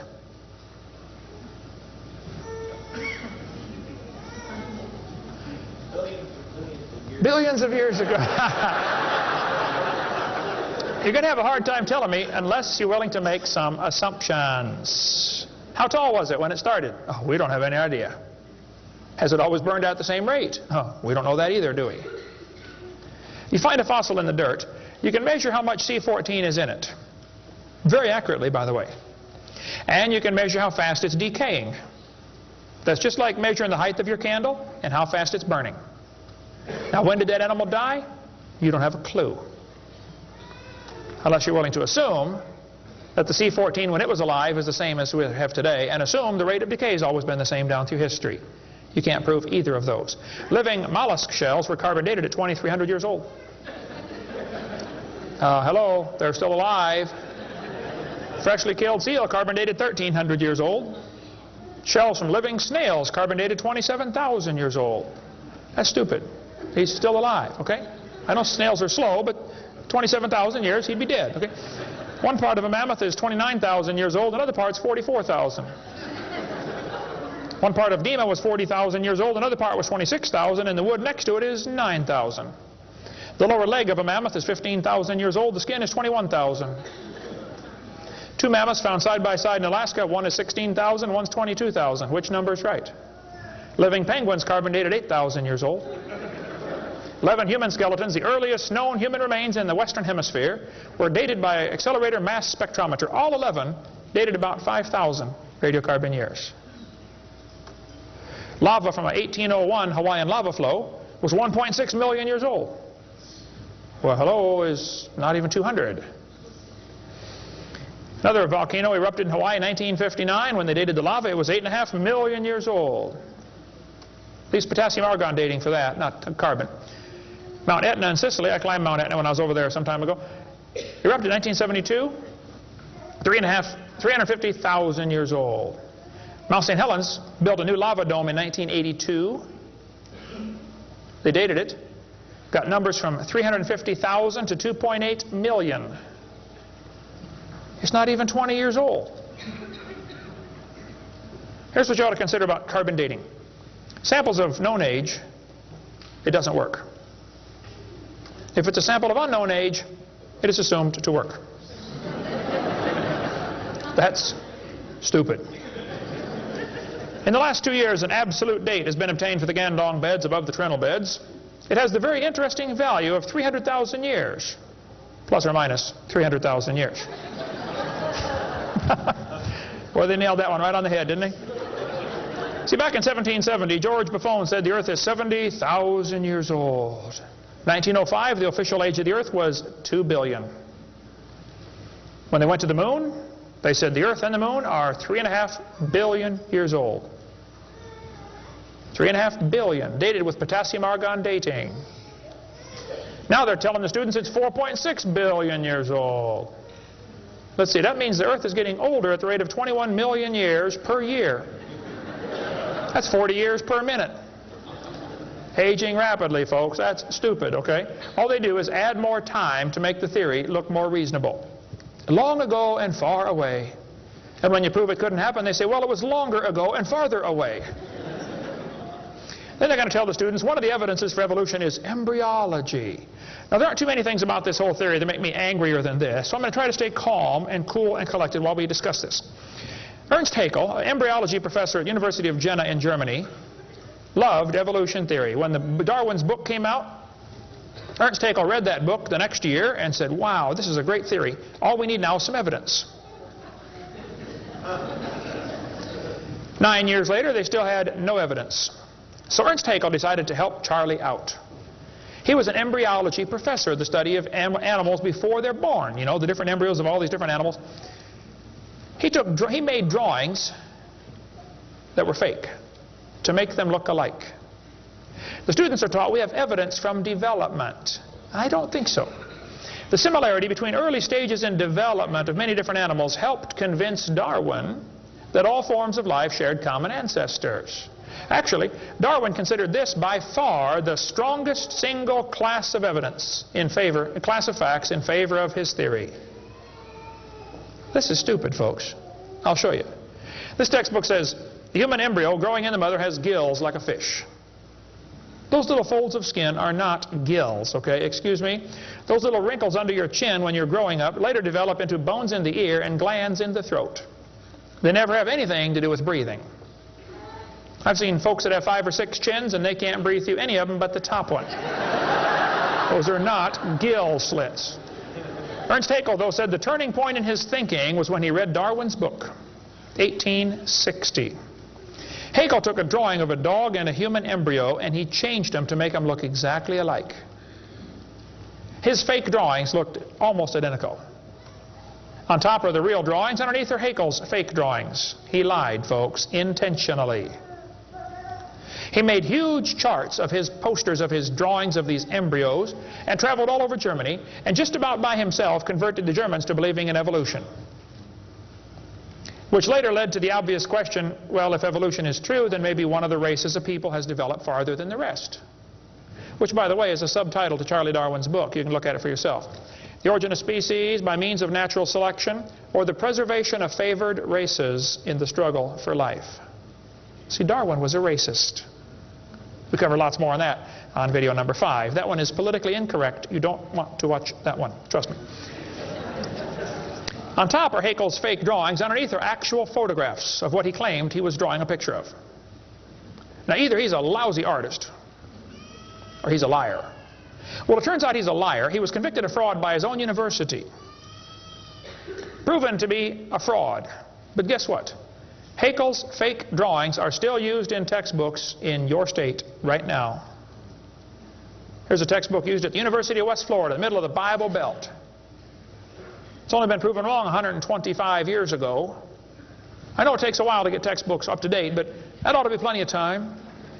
That's stupid. Those are not gill slits on the embryo. Here's an Irish textbook. I was just there a few months ago. It says the embryo has gill slits. That's baloney. This one says the embryo has gills. Glencoe Biology says they have gills. Proven wrong 125 years ago. This biology textbook says the human embryo has gills. Here's this Tim Barra writing his book on the myth of creationism. And he mentions the gills are evidence for evolution. You're only 115 years behind, Tim. Miller's still teaching it 125 years after it was proven wrong. I debated Miller on the radio on a St. Louis radio station one time. There's a college textbook still teaching the kids the embryo has gills. This one says, it shows the kids a 5 to 6 week embryo, but it says by 7 months. The fetus looks from the outside like a tiny normal baby, but it's not. It's not a baby at 7 months. Excuse me? A whole bunch of kids born at 5.5 months survive, 34%. That's stupid to say it's not a baby at 7 months development. Maybe you heard about the woman that had surgery on her baby before it was born. They cut the mother open, cut the uterus open. The 5-month-old baby, 5 months in development, reached out and grabbed the doctor's finger. It's not a baby, huh? If it's not a human being, what kind of being is it? If it's not alive, why is it growing? Why do they keep that in the textbooks? Well, that's the only way to justify abortion. They want you to think it's not a human yet. Just a fish with gills. No, it's a human the instant it's conceived. And abortion is murder. Plain and simple. We covered lots more on that on my videotape number 4. You don't want to watch that one either. Then they're going to tell the kids, we've got evidence for evolution because dinosaurs turned to birds. This is stupid. This guy says, dinosaurs are alive as birds. Well, kids, in case you don't know, there are a few differences between a dinosaur and a bird. You don't just put a few feathers on them and say, come on, man, give it a try. It won't hurt too bad. That's stupid, okay? Dinosaurs did not turn to birds, okay? Somewhere along the line, while his front legs are developing into wings, they're going to be half leg, half wing, which means he can't run and he can't fly yet. He's going to have a hard time, isn't he? No, dinosaurs did not turn into birds. That is stupid, okay? They say, we've got proof that they did. Archaeopteryx, which means ancient wing. That's supposed to be evidence for evolution. It's in just about every textbook I've seen dealing with this topic. Archaeopteryx is supposed to be evidence. Here's a 1999 textbook. Now, Archaeopteryx was proven to be a fraud in 1986. So this author is 13 years behind the time. Archaeopteryx means ancient wing. They're going to say, see, boys and girls, he's got claws on his wings. Yeah, so? 12 birds today have claws on their wings. The ostrich does, the Watson does, Turako does, ibis does. So what? It's kind of unusual, but 12 birds have it. They're going to say, well, he's got teeth in his beak. That proves he's got a reptilian feature. Well, now, wait a minute. Some reptiles have teeth, some don't. Some mammals have teeth, some don't. Some fish have teeth, some don't. Some of you have teeth, some don't. Okay? That doesn't prove a thing, all right? Alan Fiducia is considered one of the world's experts on birds. He believes in evolution. University of Chapel Hill, North Carolina, Chapel Hill. He said, paleontologists have tried to turn Archaeopteryx into an earthbound feathered dinosaur, but it's not. It's a bird, a perching bird, and no amount of paleo-babble is going to change that. It's a bird. By the way, even by their twisted thinking, birds are found in layers lower than Archaeopteryx. If you find fully formed birds in rock that you think is 130 million years old, then Archaeopteryx at 65 million years old cannot be a missing link, can it? Because birds were already here. Even with their dumb geologic column, it doesn't work. We cover lots more on that on video 4. They say bird feathers evolved from scales. Well, that's stupid. In the first place, they come from different genes on the chromosome, okay? Developed totally different. A scale is a hard wrinkle in the skin. They attach to the skin very differently. Feathers are incredibly complex, folks. Unbelievably complicated. They're both made from the same protein, keratin, and that's where the similarity stops. So what? Battleships and forks are both made of iron. Doesn't prove they both evolved from a tin can. Proves the engineer's using the same material for different functions. And God used keratin for fingernails and hair and scales and feathers. So, same designer, that's what it proves. A lot more on the bird evolution in the book Icons if you want to get that. Then they tell the kids about the peppered moth. Yes, boys and girls, somebody in England went around and counted the moths on the trees. Must have been a government project. They discovered it's 95% light moths and 5% black. Well, so the story goes, they burned coal in the factories, the trees turned black, and the moths changed to black moths. Because when they counted them again, they said they found 95% black and 5% light. Actually, the whole story is a lie. It never happened. After 40 years of watching, they found 2 moths on the trees. 2 total out of 40 years. So they glued dead moths to the tree to take a picture for your kid's textbook. Then he wanted to get a picture of a bird eating a moth, so he put some moths in the refrigerator to calm them down, so they got nearly frozen. Then he put them on the tree, and they couldn't even hang onto the tree, so he warmed them up on the hood of his car. Put them out there on the tree, and the moth is staggering around trying to warm up, and a bird ate one. He got a picture. Wow, proof of evolution. It's a lie. Didn't happen. Even if it were true, dark moths and light moths were there at the beginning, and dark moths and light moths were there at the end. The ratio of population might have shifted, but the story wasn't true. So, doesn't prove anything. That's stupid. That's not evidence for evolution.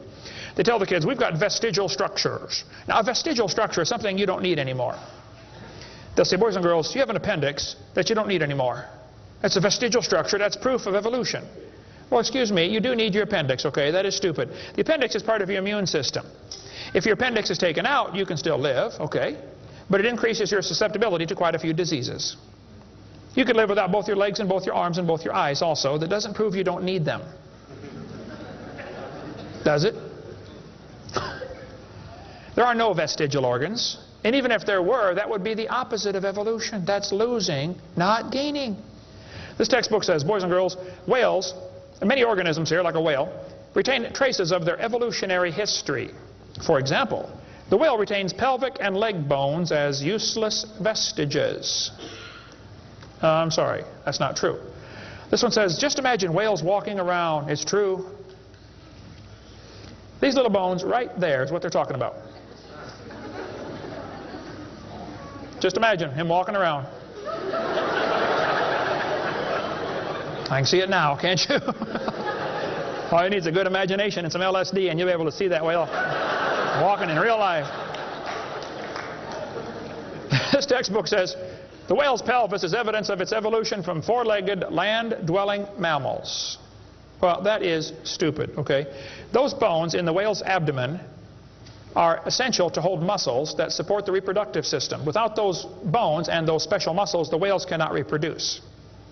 This has nothing to do with walking on land. It has to do with getting more baby whales. So the author that wrote this is either ignorant of his whale anatomy and should not be writing a book about it, or he's a liar trying to push a theory off on our kids. Here, this one says, whales once lived on land. Whales were not always sea dwellers. Modern whales show skeletal evidence of previous existence on dry land. Buried deep in a whale's hip muscles are 2 small bones, all that is left of the whale's pelvis and hind legs. That's stupid. The male and female bones are very different on whales. Check your whale anatomy and tear that page out of your book. Has no business being in there. This textbook says, humans have a tailbone at the end of the spine that is of no apparent use. I was debating a guy in North Alabama. He was the president of the North Alabama Atheist Association or something like that. He got up and he said, folks, we've got evidence for evolution. Humans have a tailbone they no longer need. When it was my turn, I got up and I said, Mr. Patterson, I taught biology and anatomy. I happen to know there are 9 little muscles that attach to the tailbone, without which you cannot perform some very valuable functions. I will not tell you what they all are, but go read your Gray's Anatomy and you can figure it out. I said, however, Mr. Patterson, if you think the tailbone is vestigial, I, Kent Hovind, will pay right now to have yours removed. Bend over.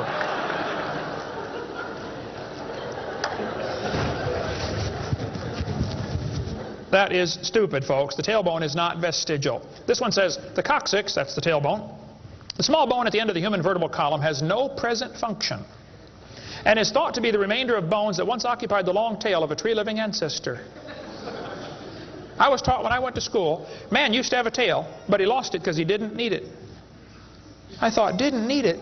Have you ever thought how handy a tail would be? Have you ever come to the door with 2 sacks of groceries? Wouldn't that be nice, man, be able to grab that door and walk right around and get in? Lost it because we didn't need it. Man, you could drive the car and tune the radio knob and hold a Coke at the same time. We're going to tell the kids that lobe-finned fish show evolution. Yes, boys and girls, during the Devonian period, 410 million years ago, there were fish with lobe fins. What that means is a short arm and then the fin grows. Well, that's stupid, okay? The lobe-finned fish are still alive. They're called the coelacanths. And when they found the first coelacanth in 1938, first people didn't believe it. They said it can't be true because they died millions of years ago. When they finally proved, yes, they're still here, all they said was, wow, they survived for millions of years. Never dawned on them to maybe question the whole theory. Never dawned on them. When Dr. Roy Mackal went to Africa and did expeditions on dinosaurs still alive in the African swamp, University of Chicago microbiology professor Dr. Roy Mackal wrote this book. He went over there twice, interviewed folks who've seen living dinosaurs. People who've never seen a white man. When he showed them the Apatosaurus, they said, yeah, that's Mokele Mbembe. He lives out in the river. He's not friendly. Don't get close. Dr. Mackal said, fellas, that's a dinosaur. They've been dead for 70 million years. The natives said, well, we're sorry. We didn't know about that. All we know is we see them out there once in a while. So Mackal gets back, writes this book, and says, folks, there are still some dinosaurs alive in Africa. Then he says, it's amazing they survived for 70 million years. Never will cross his brain that maybe your basic theory is wrong. That thought will never enter his mind, I don't think. It ought to. Lobe-finned fish are still alive, folks. They tell them trilobites are good index fossils for rock that is 600 million years old. Well, that's stupid, okay? There's a human shoe print where a guy stepped on and squashed a trilobite. How could a human step on a trilobite? If they're 500 million years ago. One guy said, maybe aliens visited the planet and stepped on a trilobite. Trilobite had the most sophisticated eye ever found in nature. It's one of the first animals to evolve, and it's already got the most complex eyeball.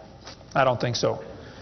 The whole thing about index fossils is stupid, okay? There aren't any index fossils. The graptolites are the index fossil for 410 million year old rock, and yet they're still alive right now in the South Pacific. They tell the kids the dinosaurs are index fossils for 70 million year old rock. Folks, dinosaur blood was found inside the bone. Don't you think it's going to decay in less than 70 million years? There's enormous evidence that man and dinosaurs have always lived together. We cover that for 2.5 hours on video number 3 of our blue series of tapes. Gene Thomas, missionary friend of mine, was in the Congo swamp for 42 years as a missionary. He said, I had 2 pygmies in my church that killed and ate one. Yes, dinosaurs are still alive. California, 1925, this thing washed up on the beach called California's Nessie. Laid there on the beach and rotted away. Here's a guy behind it with a rifle. In the front you can see the critter's head, neck going off to the right. The neck was 20 feet long. One atheist wrote me a letter and said, Hovind, you're so stupid. Don't you know that was a whale? Show me any neck on a whale, would you please? No, I think dinosaurs have always lived with man. They were called dragons for most of history. People killed most of them. There could be a few still around. It wouldn't affect me at all, okay? I don't think there's a lot of them, but there could be a few still out there. They changed the name in 1841 to dinosaur. That's all that happened. And man exterminated most of them. They're mentioned in the Bible. We cover all that video number 3. They're going to tell the kids, we've got evidence for evolution. It works by natural selection. Well, yeah, natural selection works, but see, evolution is based on 2 faulty assumptions. Number 1, they say mutations make something new. That's never been observed. And natural selection makes it survive. That's never been observed. That sounds good theoretically, but it's never been observed. Mutations happen, there's no question, okay? Thousands and thousands of mutations happen. But even guys like Pierre Gross will say, no matter how numerous they may be, mutations do not produce any kind of evolution. They're only scrambling existing information. They're not adding anything new. Here's a 5-legged bull. That's a mutant. There's no new information added. Doesn't the bull already have the gene code to make a leg? You just built one in the wrong place, that's all. This is not new information. This is scrambled information. That's not new. Here's a short-legged sheep. He's the first one the wolf is going to catch. Go, boys, go. Here comes the wolf. Herman didn't make it. Here's a 2-headed turtle. That's a mutant. Not ninja, but he's mutant. He's going to freeze first winter. Nobody makes a double-neck turtleneck sweater. I've never seen one. I've been looking. See, a mutation is scrambling information that already exists. It's like you can take the letters from the word Christmas and get all sorts of different words, scrambling them up. But you never get Xerox, zebra, or queen. The letters aren't available. And a mutation does not give you new information. It scrambles existing information. This textbook shows the kids a 4-wing fly. Look what it says now, kids. You've got to be careful. You'll be tricked on this one. Normal fruit flies have 2 wings. This mutant has 4. This rare mutation, like most mutations, is harmful. Look what it says. Beneficial mutations are the raw material for natural selection. Oh, why didn't they show us one? Why did they show us an example of a bad mutation and tell us that good ones is how it works? Show me a good one. You know why nobody's ever shown a good mutation? Because nobody's ever seen a good mutation. One professor I was debating said, I know a good mutation. He said, people in Africa that get sickle cell anemia cannot get malaria.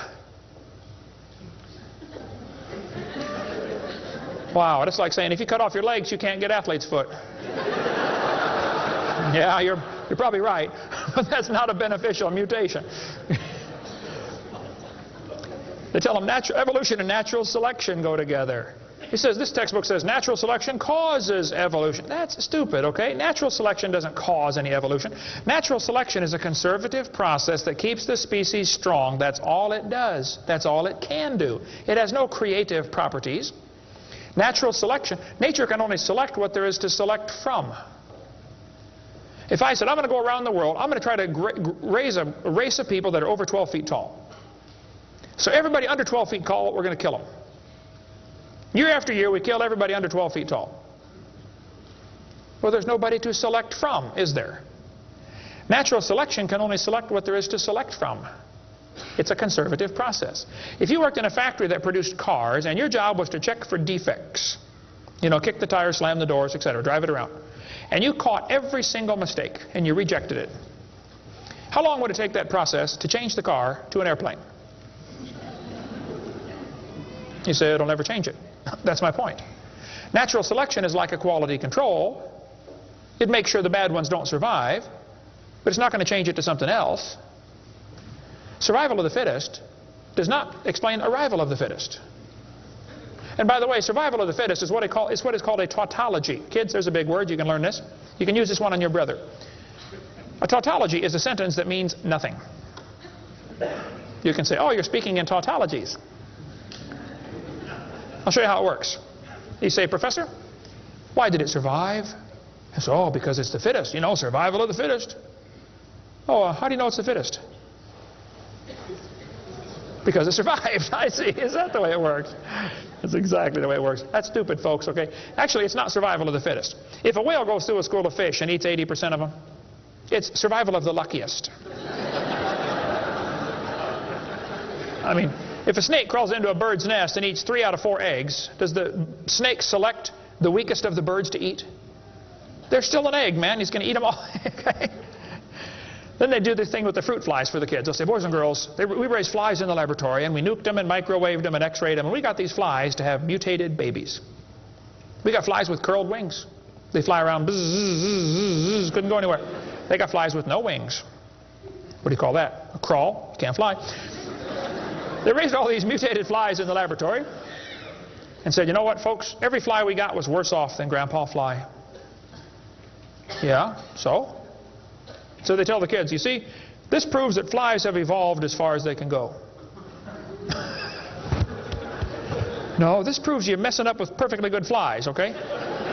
God made them right, and you're messing them up. Now leave them alone, all right? This guy says, we've got proof for evolution because flies in the north have wings 4% larger than flies in the south. That's proof we all came from a rock. That's stupid, I'm sorry. Then they tell the kids, boys and girls, today you're going to learn to think critically. Watch this sentence here carefully. Some kids doing this for homework tonight. Boys and girls, do you think humans are still evolving? Now what kind of question is that? That's one of those questions like, have you stopped beating your wife yet? Well, if I say yes, I'm admitting I did. If I say no, I'm still doing it. Wow. All right. Go back and look at the original question. Do you think humans are still evolving? Doesn't that question assume that evolution has happened? What if a kid doesn't believe in evolution? How's he supposed to do his homework tonight? That question does not teach him how to think critically. That teaches him what to think, not how to think. That's a Soviet-style indoctrination type question, and the textbooks are full of them. They're not learning how to think. And when the kid gets done with this course, he's going to think he knows how to think. But he doesn't. He knows how to be told what to think. Brainwashing at taxpayer expense. Quite a few lies in the textbooks covered in this one. We got a lot more in video number 4. Adolf Hitler said, "You let me control the textbooks, I'll control the state." What is in these books anyway? There's a lot of good science in there, but there's some poison. Professor Wilson at Harvard University said, "As were many persons from Alabama, I was a born-again Christian. When I was 15, I entered the Southern Baptist Church with great fervor and interest in the fundamentalist religion. I left at 17 when I got to the University of Alabama and heard about evolution theory. 1 year of college destroyed his faith." Philip Wentworth said, "When I went to Harvard in the fall of 24, I was not only a Christian, I was a candidate for the ministry. Then for 4 years I underwent a process of mental readjustment which shook my little world to its foundations. Through it all, one thing was clear to me. If I could reconcile religion with intelligence, I knew that I could go on into my chosen career fortified by the experience. If I could not, every consideration of honor would compel me to make other plans. In the end, I gave up the ministry." Scott wrote me a letter and said, "Dr. Hovind, until I went to college, my faith in God was sound. My college history class helped destroy that faith. I started to doubt the Bible and God's Word. I even started to doubt Jesus was truly God's Son and that He died and rose for my sins. My best friend showed me your tapes, and I was in awe of what I saw. Everything I thought I knew about life was changed." Praise God. People will sit home and watch a video that you will never get to come to church. Especially men. If they're sitting at home holding the remote. There's this feeling of power surges through their body. How many know what I'm talking about? Now come on, be honest, okay? Right? That's why we purposely leave my videotapes uncopyrighted. Copy them and give them to your friends, man. Get them saved. All right? 75% of the kids from Christian homes that go to public schools are going to lose their faith after 1 year of college. 75%. Professor Bonar said, "Evolution is a fairy tale for grown-ups. The theory has helped nothing in the progress of science. It is useless." Malcolm Muggeridge said, "I am convinced the theory of evolution, especially the extent to which it's been applied, will be one of the great jokes in the history books of the future." It's a joke. And it would be a joke if it weren't for the tragic results. How many kids are taught this thing every day and believe it, and it destroys their faith? Adolf Hitler was a strong believer in evolution. He thought the Jews were an inferior species and needed to be eliminated for the good of humanity. Joseph Stalin was an evolutionist. Trotsky was an evolutionist. Pol Pot from Cambodia was a strong believer in evolution. We covered lots more on that in video number 5. Scientists who go about teaching that evolution is a fact of life are great con men. The story they are telling may be the greatest hoax ever. In explaining evolution, we do not have one iota of fact. Evolution is a shell game. You ever seen those shell games where they put the pea down there and they put the 3 shells on it and the guy tries to get you confused, you know, he messes them around? Evolution is like a shell game. If you ask the biologist, where's the best evidence for evolution? He'll say, oh, it's in geology. I debated Dr. Pigliucci. It's debate number 12, I think, of my series out there, of the red series of tapes. Those are debates. I said, Dr. Pigliucci, you have gotten $650,000 in grant money to study evolution of plants. You've been teaching a course on the evolution of plants for 30 years. What is the best evidence of evolution you're aware of? And he said, the evolution of whales. You're a botanist telling me the evolution of whales is your best evidence? It's always this way, folks. The geologist thinks the anthropologist has the evidence. The anthropologist says, oh no, we don't have it. The biologist has it. It's a shell game. The only problem is there's no P under any of them. Nobody has the evidence. It's a joke. Sir Arthur Keith was selected to write the foreword to Darwin's book when it was republished in 1959 because he was a strong believer in evolution. Arthur Keith said, "Evolution is unproved and unprovable. We believe it because the only alternative is special creation. And that is unthinkable." I mean, you're not even allowed to think that maybe there's a creator? The only alternative. He's right, by the way. The Russian atheist astronomer came to America and spoke at one of the universities, and he said, started off his speech, he said, "Folks, either there is a God or there isn't." I thought, boy, this guy's brilliant. He nailed that point right on the head. I got to give him credit for that one. And then he said, "Both possibilities are frightening." I thought, wow, that's a good statement. You see, if there is a God, we better find out who He is and find out what He wants and do what He says. If there is no God, we're in trouble. We're hurtling through space around the sun right now at 66,000 miles an hour, and nobody's in charge. That's a scary thought. It's real simple. The Bible says, in the beginning, God created the heaven and the earth. The Christian view of history is very simple. God made the world in 6 days just like He said He did. And that explains all the symbiosis relationships. How can certain animals and certain plants require each other? Which one evolved first? There are zillions of symbiosis relationships that can't be explained by evolution. The pre-flood world was very different. The people lived to be 900 years old. We cover that on video number 2, why they lived to be 900. You can check out my website and see them right there, drdino.com. During this time when people lived to be 900, reptiles grew to be huge. See, reptiles, even today, never stop growing.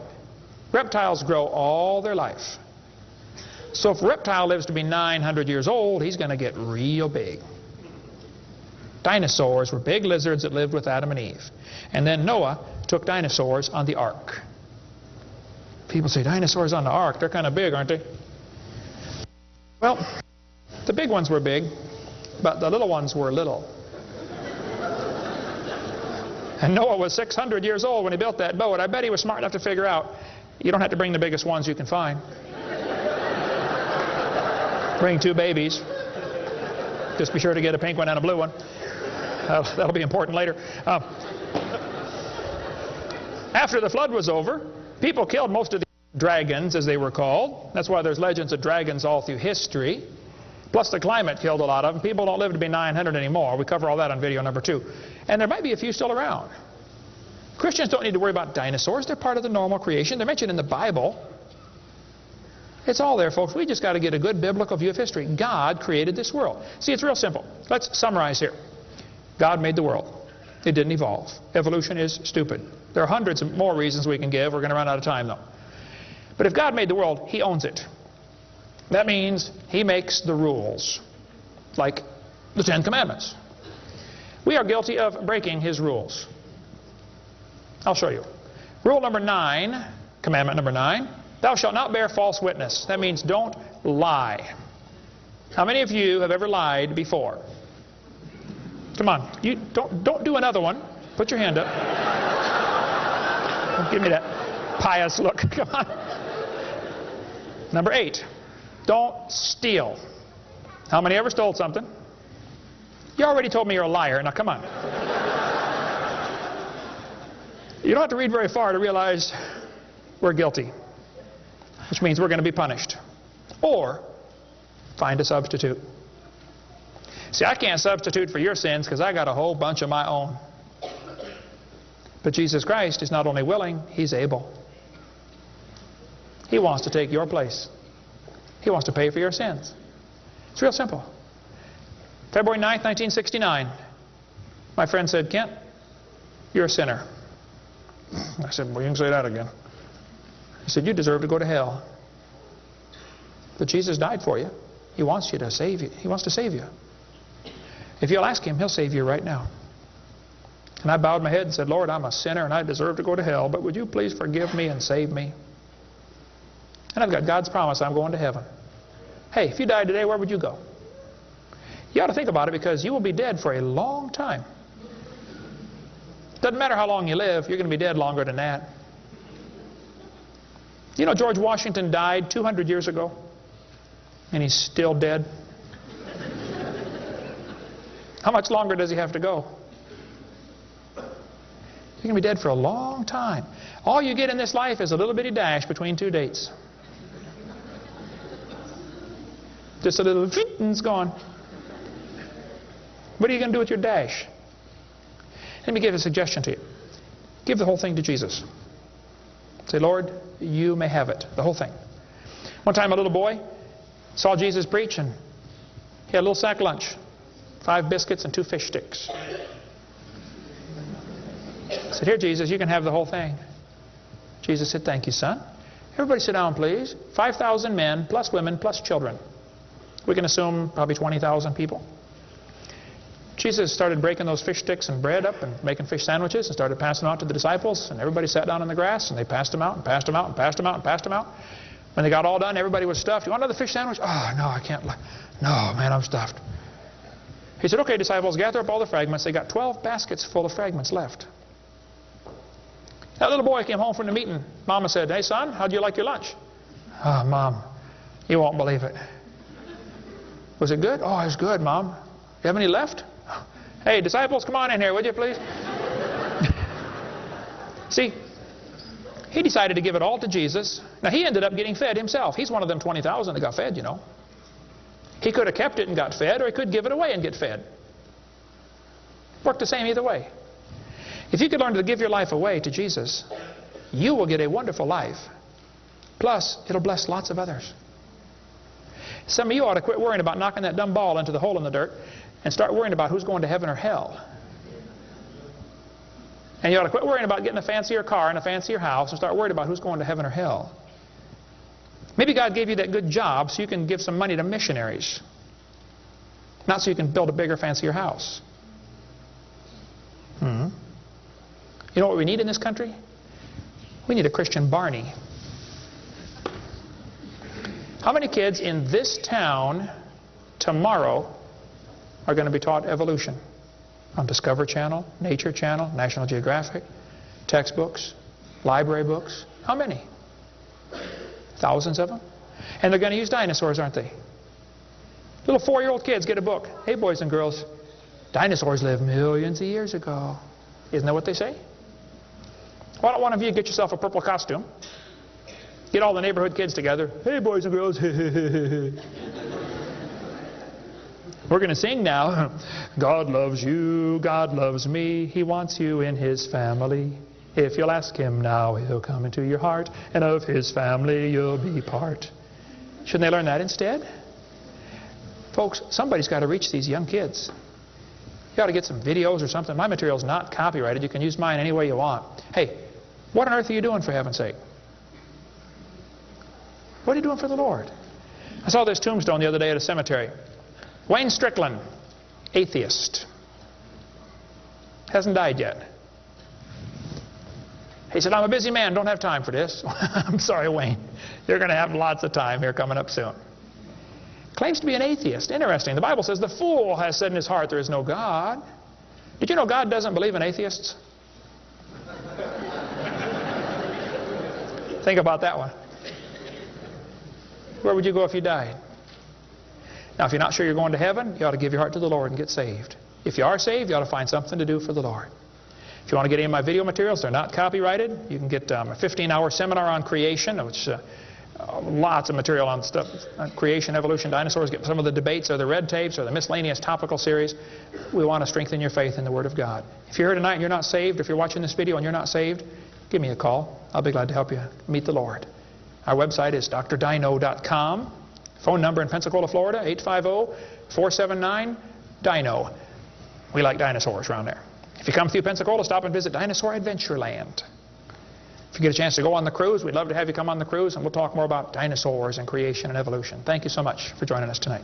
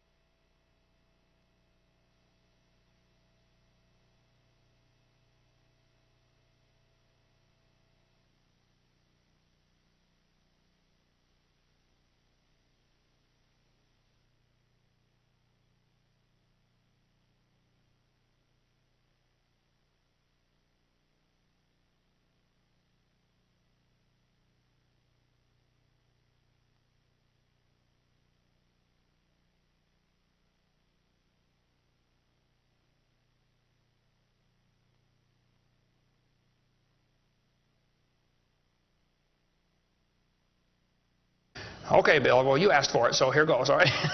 Let's define some other terms now. The word evolution has at least 6 different meanings. And I've done 58 debates now, and if you're going to get into a debate on evolution with anybody, you better first define what you're talking about. Because this is a very slippery term, okay? First, we have cosmic evolution. That would be the Big Bang. There is no evidence whatsoever for that. We'll get into that in just a moment. Then we'd have to have chemical evolution. See, the Big Bang supposedly made hydrogen. Well, how did we get 92 elements, plus the synthetic ones? I mean, how did the chemicals evolve? They don't talk about that much, but that would have to happen. Thirdly, we'd have to have stellar and planetary evolution. But you know the stars would have to evolve. There's an awful lot of stars out there, folks, but nobody's ever seen one form. There's enough stars out there that everybody on Earth can personally own 2 trillion of them. We've never seen one star forming. We see them blow up from time to time. It's called a nova or a supernova. We've never seen one form. One professor told me one time, he said, well, we calculated in the laboratory that if 20 stars explode near each other, it'll produce enough energy to make a brand new star. I said, well, that's brilliant. You've got to lose 20 to gain 1. You ought to run for Congress. You could help those guys borrow their way out of debt. Man, first place, that's all theoretical. We've never seen it happen, okay? And I think it is scientifically impossible. See, then we'd have to have organic evolution. That would be the origin of life. How did life get started from non-living material? Now, according to the evolution theory, that would have to happen somewhere along the line, long ago and far away. Life had to come from non-living material. And yet, we've never seen that happen. There is no evidence that it can happen. We'll talk about that in a minute. Fifthly, we would have macroevolution. That is where an animal changes into a different kind of animal. Nobody's ever seen a dog produce a non-dog. But the evolutionist believes a dog came from a rock, if you go back far enough in time, 4.6 billion years. Finally, we have microevolution. Now, I don't like this word, okay, because it gets people confused. I think we ought to just call it a variation. But microevolution happens, folks. That is a fact of science. Animals produce a variety of offspring, but it's always the same kind. The first 5 definitions of evolution are stupid. It doesn't happen. It's certainly not part of science. It's something you have to believe in. They teach the kids it all started with a Big Bang 20 billion years ago. A Big Bang. I like to ask them some simple questions. What exploded? And where did it come from? And where did the energy come from? Etc., etc. According to the Big Bang theory, it all started with a little tiny dot and exploded and spread out over all the universe much faster than the speed of light. Well, the Big Bang theory, as we'll see in a minute, is stupid. I don't know of a better way to say it. I'm trying to be nice to them, but it is just stupid. The Big Bang idea started with a Belgian astronomer named George something, can't pronounce his last name. George said that this original matter was no more than a few light years in diameter. At the very least, that would be 2, or about 12 trillion. Teacher for 15 years. Now, for 12 years, I've been an evangelist, and I travel around and speak on creation, evolution, and dinosaurs. And honor to be here in Coeur d'Alene, Idaho. My first time to preach in your city. How many have been to one of my seminars before or have seen one of the tapes before? Oh, quite a few, okay. How many have not? And how many do not understand the question so far? Okay, that's what I thought. Well, great. It's an honor to be here. I tell folks right up front before I get started too far, because I don't want anybody sneaking up on me, I believe the Bible is the infallible, inspired, inerrant Word of the living God. I believe it from cover to cover. I even believe the cover on mine. It says Kent Hovind. I believe that. And what I try to do in my seminars, I have 3 distinct goals. Number 1, I want to strengthen your faith in the Word of God. Number 2, if you're not saved, I'm going to try to get you saved. I'm after you. I'll tell you right now, I'm after you. Okay. Number 3, if you're saved and you're not doing much for the Lord, then I'm going to try to make you uncomfortable. Everybody ought to find something to do for the Lord, okay? The worst of you could serve as bad examples, if nothing else. But you can all find something to do for the Lord. All right, this is not my wife. This is just a picture of her. We live in Pensacola, Florida. I've been there 12 years. We have 3 kids, 1 of each. My kids are, at this time, 21, 22, 23, a year and 2 weeks apart. We call that family planning where I come from. Got the 2 boys married off now, and as soon as I find someone to take over payments on my daughter, I'm going to be home free. So that's the plan. One of my hobbies for many years, I have been collecting science books. I like science. And you can ask any of my kids or ask my wife, when I get bored, which isn't too often around our place, I just read science books. I like science. Taught it for 15 years. Even though I'm not teaching it anymore, I still like to study. It's so many neat things to learn. And there's an awful lot of good science in these books. But folks, there are some lies in our science books. I'm not against science. I'm not against schools. I'm not against teachers. My brother's in his 34th year teaching public school. My mom retired from teaching public school. There's an awful lot of good, godly teachers in the system. But there's some poison in these books. We're going to cover some of that tonight. Richard Dawkins, who hates creationists, said, "It is absolutely safe to say that if you meet someone who claims not to believe in evolution, that person is ignorant, stupid, or insane, or wicked." Well, Richard, let's send you a copy of this tape, because I'm going to show you 100 reasons why evolution is so stupid. We need to define a few terms, okay? According to the dictionary, stupid means lacking normal intelligence, foolish, silly, a stupid idea, dull and boring. I think evolution is stupid. Now, my mommy used to get mad at me when I used that word, so it's a little hard for me, but Bill said, "Brother Hovind, I want you to preach on 100 reasons why evolution is stupid." Here recently, and the news media wrote an article. They said, "Religious and scientific leaders debate evolution." What is the unspoken message in that title? What are they trying to imply? Can you catch that? They're trying to imply that evolution is part of science, aren't they? No, evolution is a religion. Actually, both creation and evolution are inherently religious. These two timelines is the same information right here. I'll be referring to that throughout the seminar here. I cover this thing all the time. The Bible teaches about 6,000 years ago, God made everything. 4,400 years ago, there was a big flood that destroyed everything. 2,000 years ago, Jesus came. Here we are today, waiting for the Lord to come back in about 5 minutes. This is the Bible view of history. On this chart, 1 inch is 150 years. That's a long time. The 20 billion year chart on the bottom is a very different scale. But see, both views, creation and evolution, are inherently religious. You have to believe in creation or believe in evolution. The difference between the two, though, is very simple. The evolution religion is tax supported. That's the difference. By the way, if I was to make that bottom chart the same scale as the top chart, the bottom chart actually needs to be 2,100 miles long. That's from Pensacola to Portland, Oregon. I don't want to carry a chart that big, so I made a new scale for the other one, okay? If they want to believe it happened long ago and far away, they're welcome to believe that, but that's not science. Evolution is a religious worldview, and I think it is stupid.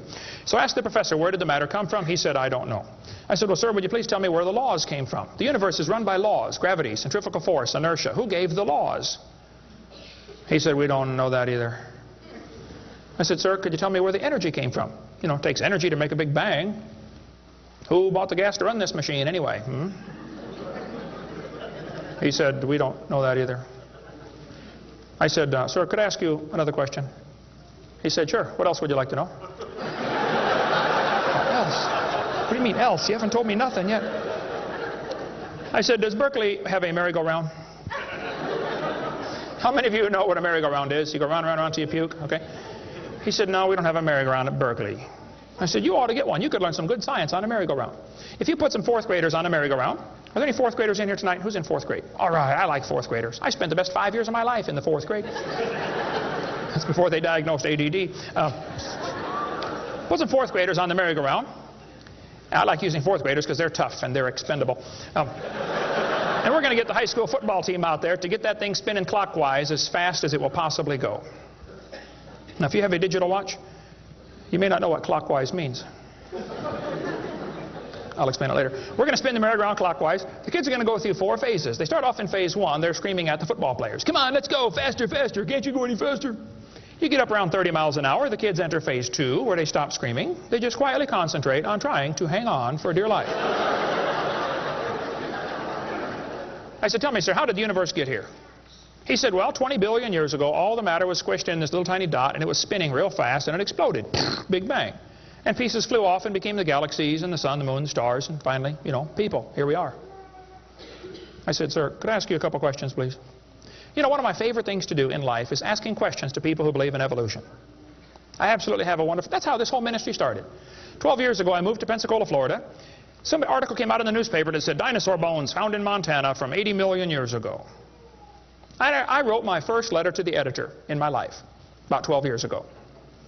I wrote a letter to the editor. I said, yes, they found dinosaur bones, and yes, it was 40 feet long, and yes, it was found in Montana, but it was not from 80 million years ago. This one probably drowned in the flood in the days of Noah, 4,400 years ago. And you would have thought I shot the sacred cow.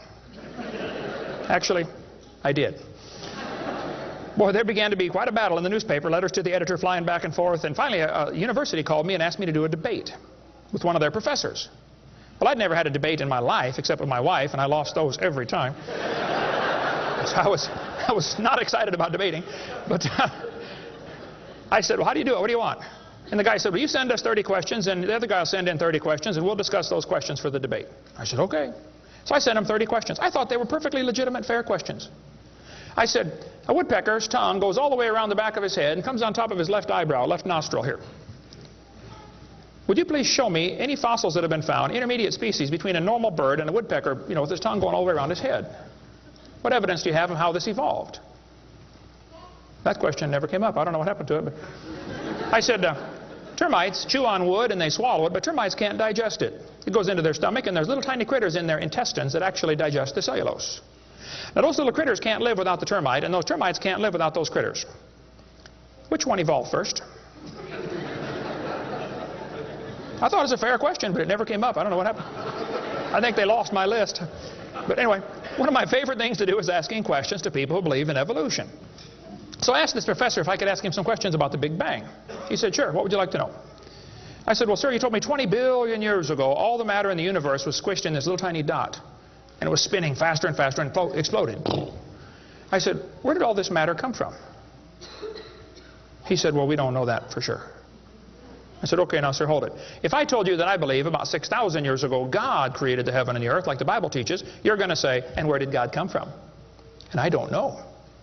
But you said 20 billion years ago there was a Big Bang, and you don't know where the dirt came from. So basically, I believe in the beginning God, and you believe in the beginning dirt. Don't tell me my theory is religious and yours is science. Oh, no, sir, they're both religious. The news media tries to make it look like it is religion versus science. I did a debate in El Paso, Texas, 1 million miles. So they started off teaching a spot 12 trillion miles across was what exploded. Well, they revised that down. In 1965, they said, no, it was only 275 million miles across. Well, that's way down from 12 trillion. 1972, they said, no, it's only 71 million miles across. I don't know how they know this stuff, but this is what they taught, okay? 1974, they said it was only 54,000 miles across. 1983, they said it was the trillionth the diameter of a proton. Now they're saying it's nothing at all. Nothing exploded. And here we are. This is what the textbooks teach. 18 to 20 billion years ago, all the matter in the universe was concentrated into one very dense, very hot region that may have been much smaller than a period on this page. That's stupid. This one says, all of the matter and energy someday will once again be packed into a small area, no bigger than the period at the end of this sentence. Then another Big Bang will occur. It happens every 80 to 100 billion years. So you can forget about global warming. We're going to get squished. Now, this textbook author was brilliant. I could not believe how smart this guy was. He said, boys and girls, nothing really means nothing. You have to be at least that smart to write a book. He said, not only matter and energy would disappear, but also space and time. However, physicists theorize that from this state of nothingness, the universe began in a gigantic explosion. What? Yes, boys and girls, you see, nothing exploded, and here we are. Now, who can argue with logic like that? Man, they even put this in major science journals like Scientific American. This fellow said, the observable universe, that would be us, could have evolved, there's that word again, you got to watch that one, okay, 6 meanings, from an infinitesimal region. In the Greek, that means a dot. It's then tempting to go one step further and speculate that the entire universe evolved from literally nothing. They call that science and put it in a science book. I would call that stupid and put it in the garbage. This is what the books teach. I collect them. I've got hundreds and hundreds of these books from countries all over the world, clear back from 1890s up until the 2001 textbooks. They're teaching this kind of stuff, folks. This one says, all the matter in the universe was drawn into this little tiny dot. And it spun faster and faster. This is what they teach the kids. Some kids doing this for homework tonight, right? It spun faster and faster. One day, it exploded. Big bang. I was talking to a professor from Berkeley one time. I was sitting on the airplane next to a professor from Berkeley University. I don't know if you folks here in Idaho ever heard of Berkeley or not. But Berkeley is not a Bible college. So we got talking about the Big Bang, and he said he believed in the Big Bang theory. I said, yes, sir, I figured that. You have to teach it at Berkeley.